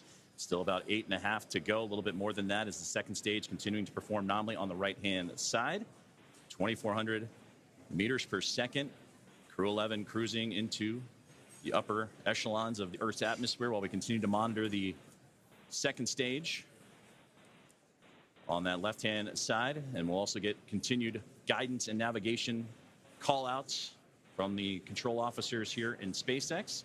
Dragon is pointed in the right direction and continuing its flight. And again, that second stage going to continue firing until close to that 9-minute mark into flight, and accelerating Dragon to more than 17,000 miles per hour and placing the crew in orbit. And you'll hear good orbital insertion would be that call out. There's the single Merlin vacuum engine that can produce over 220,000 SpaceX, nominal trajectory. pounds of thrust on that nominal trajectory you're hearing right now. Copy.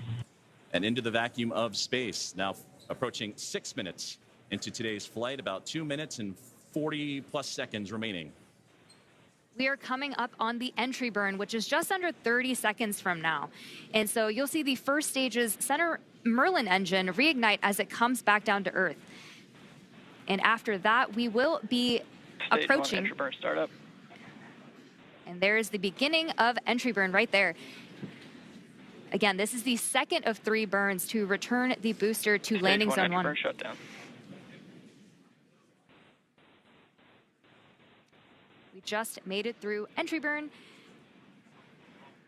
And you're getting some great views, too, on that stage 1's return to the Florida coastline. Again, landing at landing zone 1. While on the right-hand side, the second stage. And that Merlin vacuum engine continuing to propel Crew-11. Dragon, SpaceX, nominal trajectory. Into orbit. And Dragon copies. And again, great. And now with about 2 minutes left of powered flight remaining, still receiving those great calls from the crew on the ground. And we're getting those relays from Crew-11 Commander Zena Cardman. Stage 1 transonic. We are now very quickly approaching the start of our landing burn, where 3 engines, engines 1, 5, and 9, will relight to help slow the vehicle down just before it touches down on landing zone 1. We should hopefully have some great tracking shots of that. Stage 1 landing burn. Stage 2 FTS has saved. Stage 1 landing leg deploy.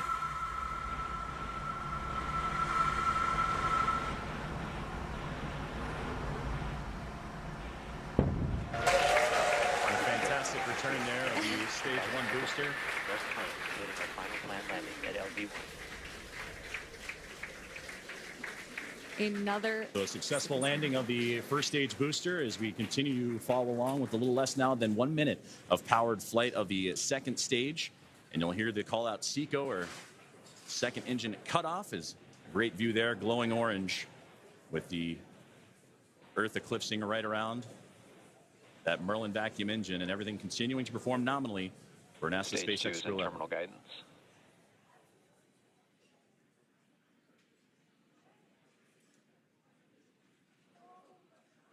About 20 more seconds remaining of powered flight, and we'll get those call outs here shortly as everything continuing. Shannon. Copy, Shannon. And there's the great call out for Shannon. We talked about earlier that last abort zone, if necessary, where they can land off the coast of Shannon, Ireland. SECO. There we just heard that good call out for SECO, or second engine cutoff. Coming up next will be stage separation. Dragon, SpaceX, nominal orbit insertion. And that's the great call you want to hear. Launchescape system disarmed. A good look inside the trunk there as you're looking for that separation, but you wanted to hear that nominal orbital insertion as Crew-11 now has reached microgravity. So now we'll continue to coast for a little bit after SECO to allow rates and motion from the burn to settle out. Right now we have a great view on our screen of the Dragon heat shield, actually, which is made up of similar materials. And there we have that Dragon and stage 2 separation as we see Dragon coast into its orbit. And a wonderful view there is Dragon Endeavour with Crew-11 on board. Safe. Dragon separation confirmed. And safe and... Dragon, Chief Engineer on Dragon to ground. Zena, Mike, Kimiya, Oleg, welcome to orbit. On behalf of the entire Falcon team, we thank you for flying with Falcon today and wish you a great mission. Dragon will take you from here. Over to Launch Director for a few words. On behalf of the launch team, it's been an absolute honor working with you towards launch today. We wish you well on the rest of your mission, and we will be awaiting your safe return. Godspeed Endeavour, Godspeed Crew-11, and thanks for flying SpaceX.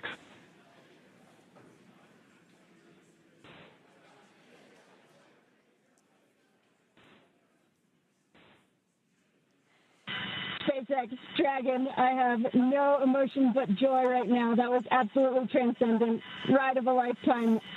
Thank you. This has been an incredible honor. And it's my privilege now to pass us along to Mike with some additional words. Boy, it's great to be back in orbit again. Thank you to SpaceX and NASA to get us here. What a ride. And Zena and Oleg, let me be the second to welcome you to your first orbit around beautiful planet Earth. Kimiya-san, okaeri nasai, welcome back. And to the ISS Expedition 73 team, the crew on board and our friends in MCC, we're on our way. Over to you, Kimiya-san. Okay, thank you very much for everything. スパシバワンボイショーへありがとうございます。日本の皆さん、私も10年ぶりに宇宙に帰ってきました。ISS でしっかりと任務を果たして一等星のように輝いて、日本の素晴らしいところを世界中の人に知っていただきたいと思います。ありがとうございます。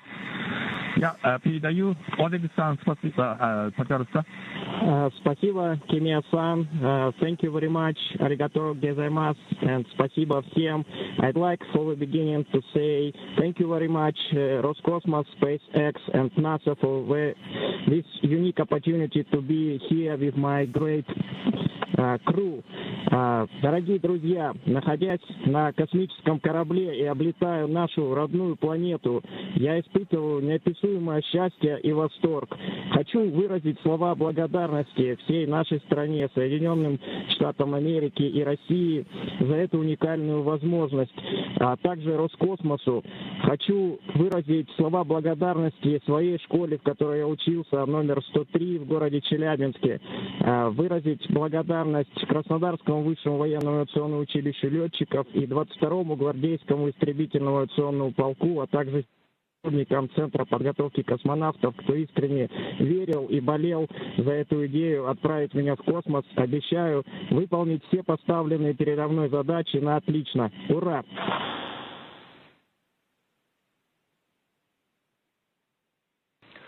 Crew-11, we copy all of your words. We are very excited for you to have reached orbit, and we will now proceed with getting you to the International Space Station.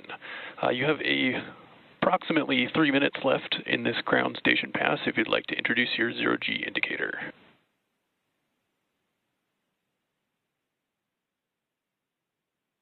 Copy all, Tremaine. Thank you so much. We'll get out our 5th crew member here in just a moment.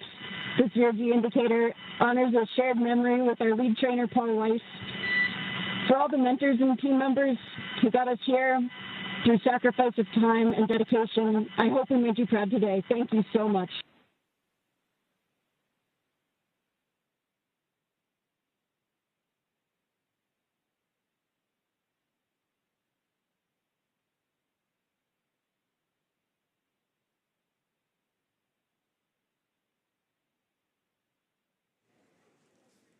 Some great words there from all 4 members of Crew-11 and the astronauts and cosmonauts, all that cadre. They're well on their way to the final destination, which they have about a 16-hour ride to do so, in the phasing to ultimately the International Space Station, where they will turn that group into a full group of 11. So only fitting for Crew-11. To summarize where we are with vehicle activation, we've had nominal dehumidifier activation and service section Draco checkouts.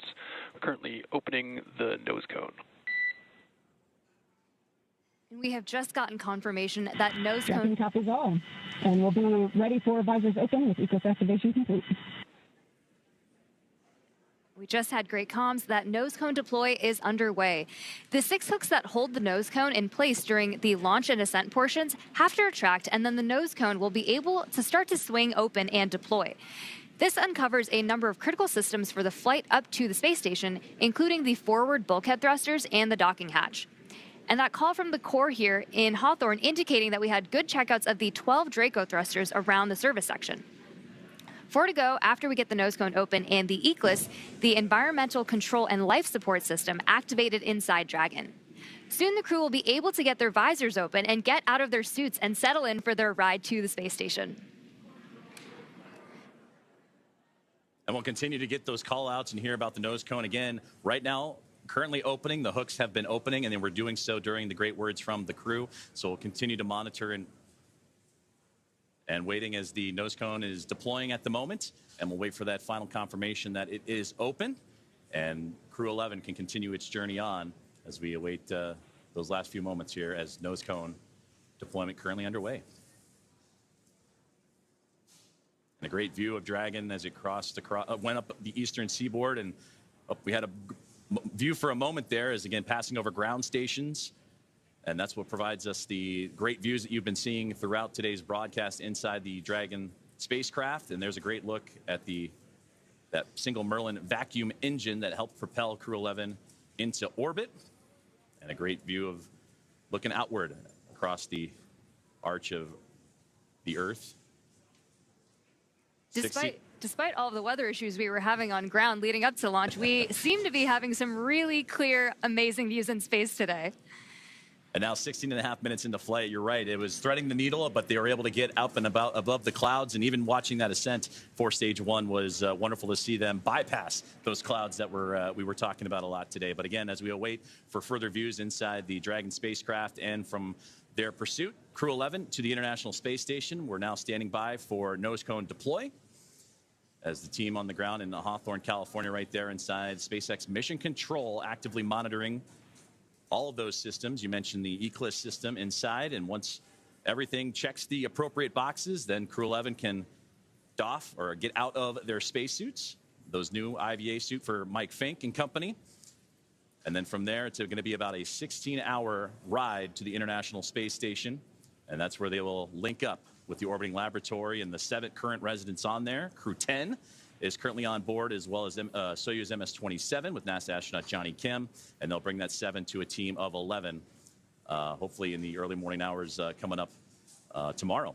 So we continue to stand by, approaching 18 minutes into today's flight. We are just waiting confirmation that the nose cone is fully deployed, but all hooks are open. We should be hearing that confirmation hopefully within the next minute or so. And hopefully we'll also have great views of that nose cone deploy.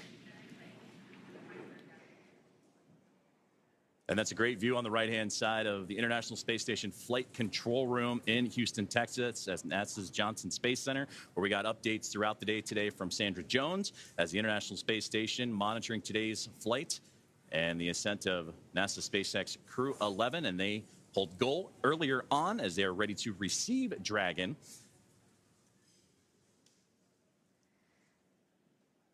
And we just received confirmation that the nose cone has completely opened and deployed. So great news, as again, all those checkouts continuing to happen for Crew-11 after a successful on-time liftoff today. And they were able to get past the clouds, the weather that we've been monitoring, and a successful first stage and second stage performance to propel them into orbit. Crew-11 is comprised of NASA astronauts Zena Cardman and Mike Fincke, along with JAXA astronaut Kimiya Yui and Roscosmos cosmonaut Oleg Platonov. And they are now safely in orbit following that approximately 9-minute ride after liftoff today from NASA's Kennedy Space Center in Florida. The crew now, as mentioned, has a little bit about a 16-hour journey before they reach their destination. Dragon SpaceX, we see a nominal nose cone opening at TCS and 4 bulkhead to Draco checkouts. Great call out right there. Dragon copies all. Good news. And that's what we were waiting for there, was that call up to crew. Looking forward in the timeline, you have your first burn up on your forward view. That's the phase burn in approximately 25 minutes. We will also be monitoring the stage 2 deorbit to give you the go for suit doffing, and we're expecting that at T plus 45 minutes. Dragon copies. We'll be monitoring, and T plus 45 approximately for suit doffing. We're with you in the timeline. Great conversations there with the team on the ground, and there they are, Crew-11. Happy as can be in orbit now, and they have a 16-hour journey before they reach their destination, the International Space Station, as docking currently targeted for tomorrow morning, Saturday, August 2nd at 3 a.m. Eastern Time, 12 a.m. Pacific, to the space-facing port of the station's Harmony module.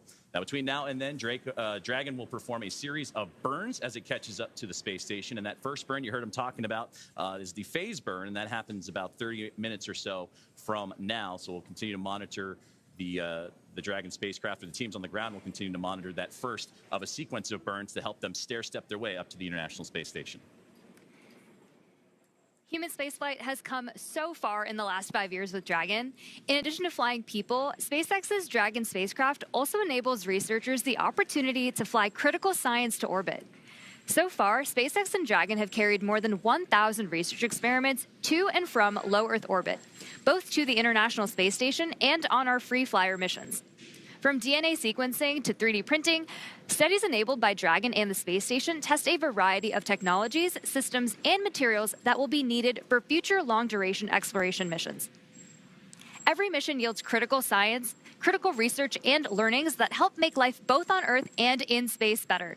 And flights just like today's help us continue to lay this foundation for our future among the stars and continue our mission to make life multiplanetary. We'll be signing off from SpaceX for now, so we're going to send you back over to Kennedy Space Center. But before we go, we want to thank NASA, Joseph, for entrusting us with today's mission, and thank you all for being with us today. Well, thank you very much, Soumya, Ronnie, and the teams here at SpaceX. It was another phenomenal opportunity to catch NASA SpaceX Crew-11 in orbit today. And with that, we're going to say goodbye from here in Hawthorne until we pick back up with our docking coverage beginning at 2 a.m. Saturday, August 2nd, tomorrow, for that targeting docking to the space-facing port of the station's Harmony module at 3 a.m. Eastern. So for now, thank you for joining us, and we're going to toss it back over to Nick and Daryl at Kennedy Space Center to wrap up today's launch coverage. Great job. If you're just joining us, welcome back to the Kennedy Space Center in Florida. I'm Daryl Nail here with NASA astronaut Nick Hague. Just moments ago, we saw Crew-11 safely on orbit with the nose cone open, checkouts complete, and a few words from the crew as they settled into their new environment aboard Dragon. And Nick, watching him in that moment, floating free, you must feel good about your friends and colleagues successfully getting to orbit today. Absolutely. You know, at the moment of liftoff, the tingle on the back of your neck, the chills, and watching them go into orbit, and then to hear them call down after they're there safely, the joy in their voice, and then the gratitude for the teams that got them there. Just you can't help but feel awesome right now. Everybody that's associated with this launch. And now it comes, a completion for Zena Cardman, the commander, who was part of Crew-9. Was pulled off that mission. You continued on.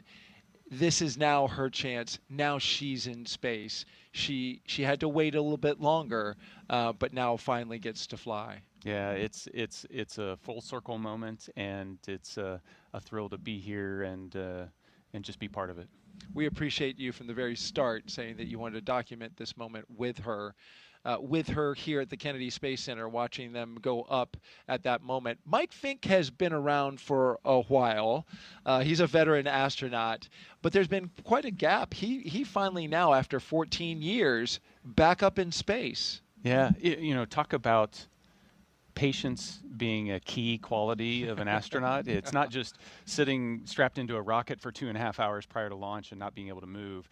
It's, doing your job and waiting for your opportunity, and that might be a decade or more, and to take that time and to do so much with it while you're still waiting to launch into space, it just shows the character that he has. Incredible character and incredible character is Mike. Well, quick story here. We want to tell you, when Zena Cardman was here and she did the co-host role for Crew-9 when you launched. After the launch broadcast was over, she pulled out a deck of cards and just offhandedly was like, oh, hey, I want to show you something. And she showed me this deck of cards. It was the Crew-9 deck of cards. And she had hand-drawn the portraitures of like each of the Crew-9 members, which included you, and she was on it, though she didn't get to fly. It was the card deck that you used when you played to get rid of your bad luck. Yeah, in the suit-up room, Right.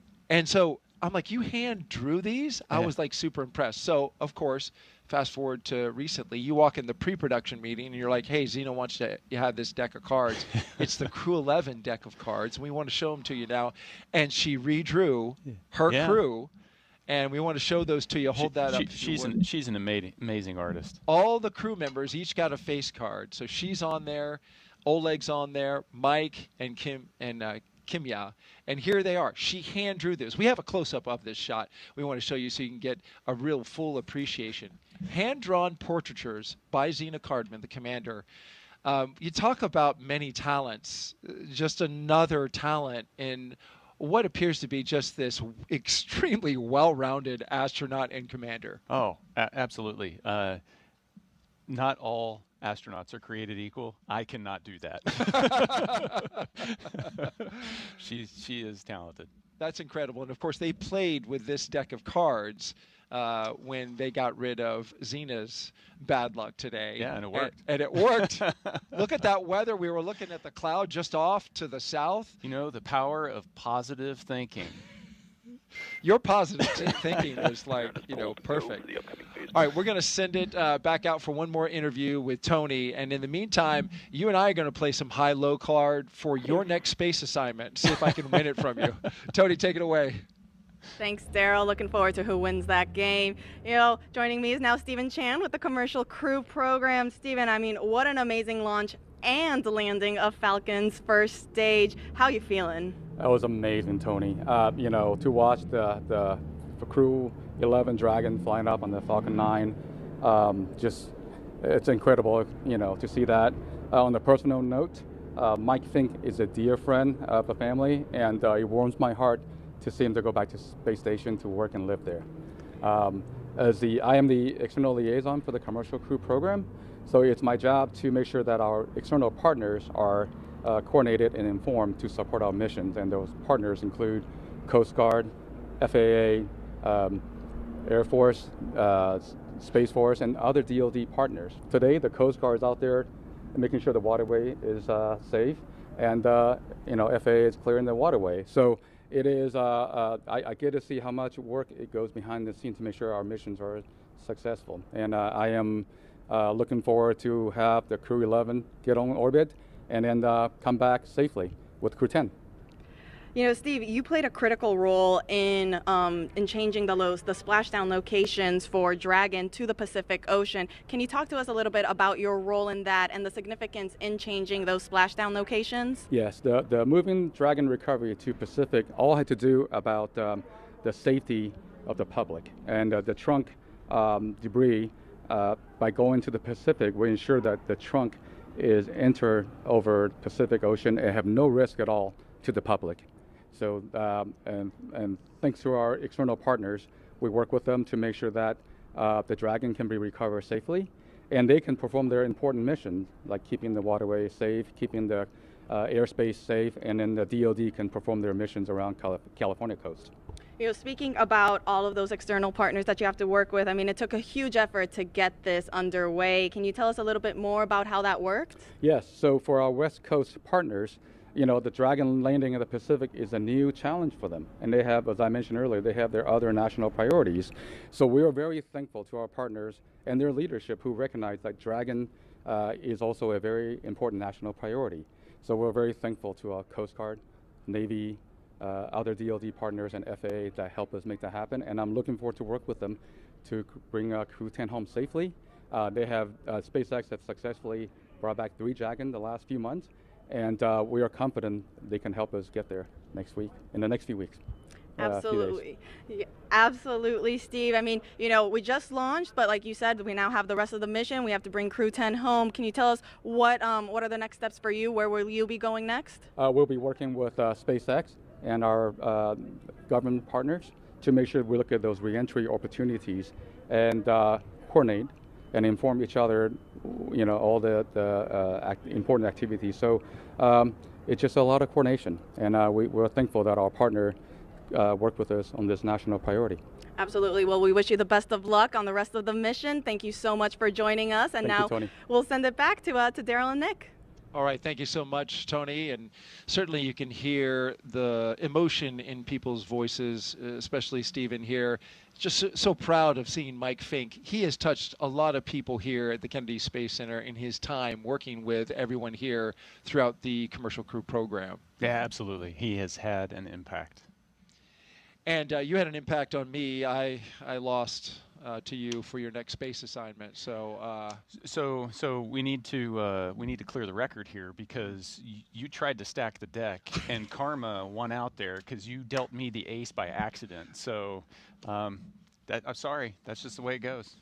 Thank you for being so truthful and honest.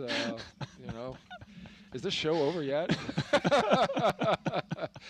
No, you know what? We're excited for you, Nick. We can't wait to see what you do next as well. You've brought so much experience and insight and knowledge to this show, and I know that you wanted from the very beginning, after you launched, you told me that you wanted to do this for Zena, for your friends, for your colleagues, for your team.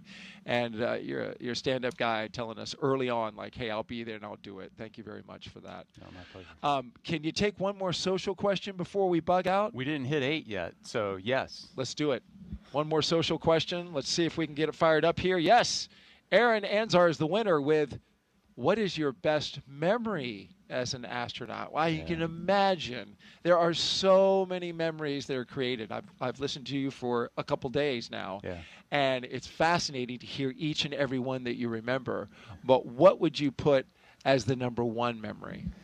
You know, the image, if I try to sum up my 12 years of doing this job, the image that kind of brings it all together in my mind is just another Friday night floating around the table in the Russian service module, having dinner with our playlist. It's an eclectic playlist of music that mixes in everybody's favorites. So you've got Russian traditional folk music and hard rock and American country western, and it's just the culture that the crew has built, and me trying to talk with my cosmonaut colleagues in broken Russian, and them talking to me in broken English, and we develop our own language, and we're sharing what's going on with our families, and birthdays and anniversaries. It's just life.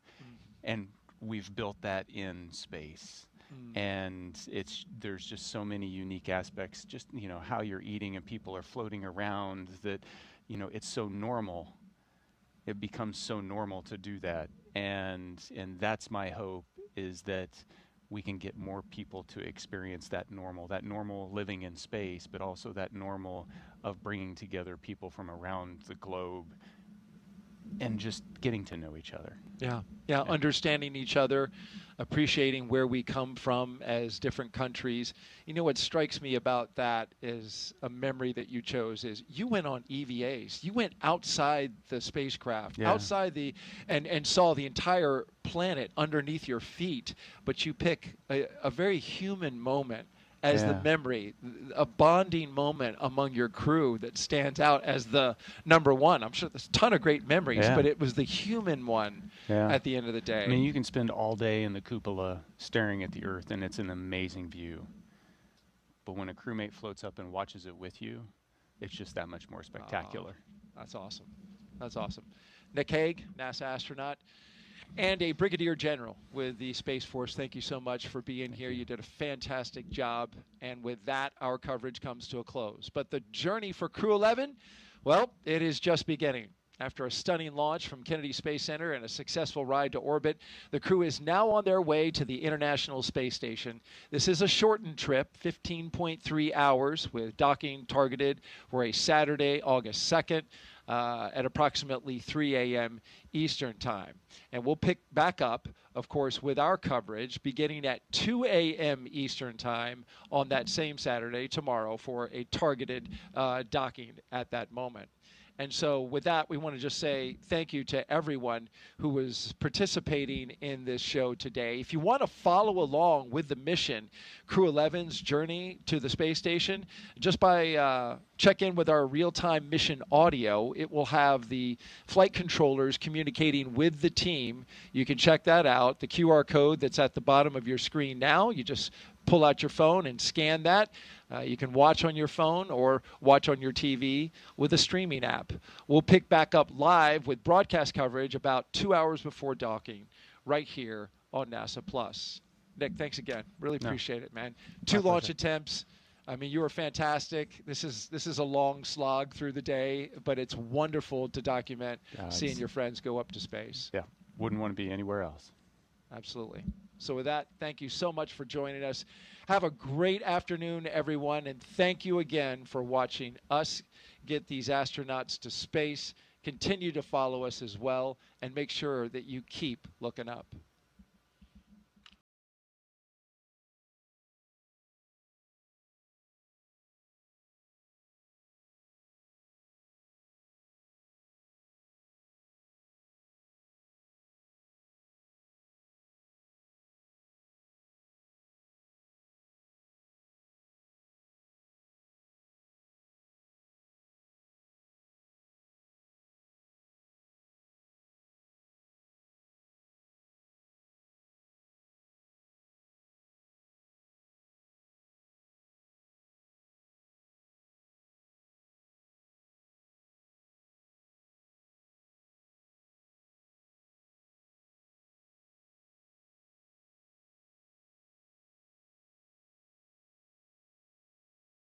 position.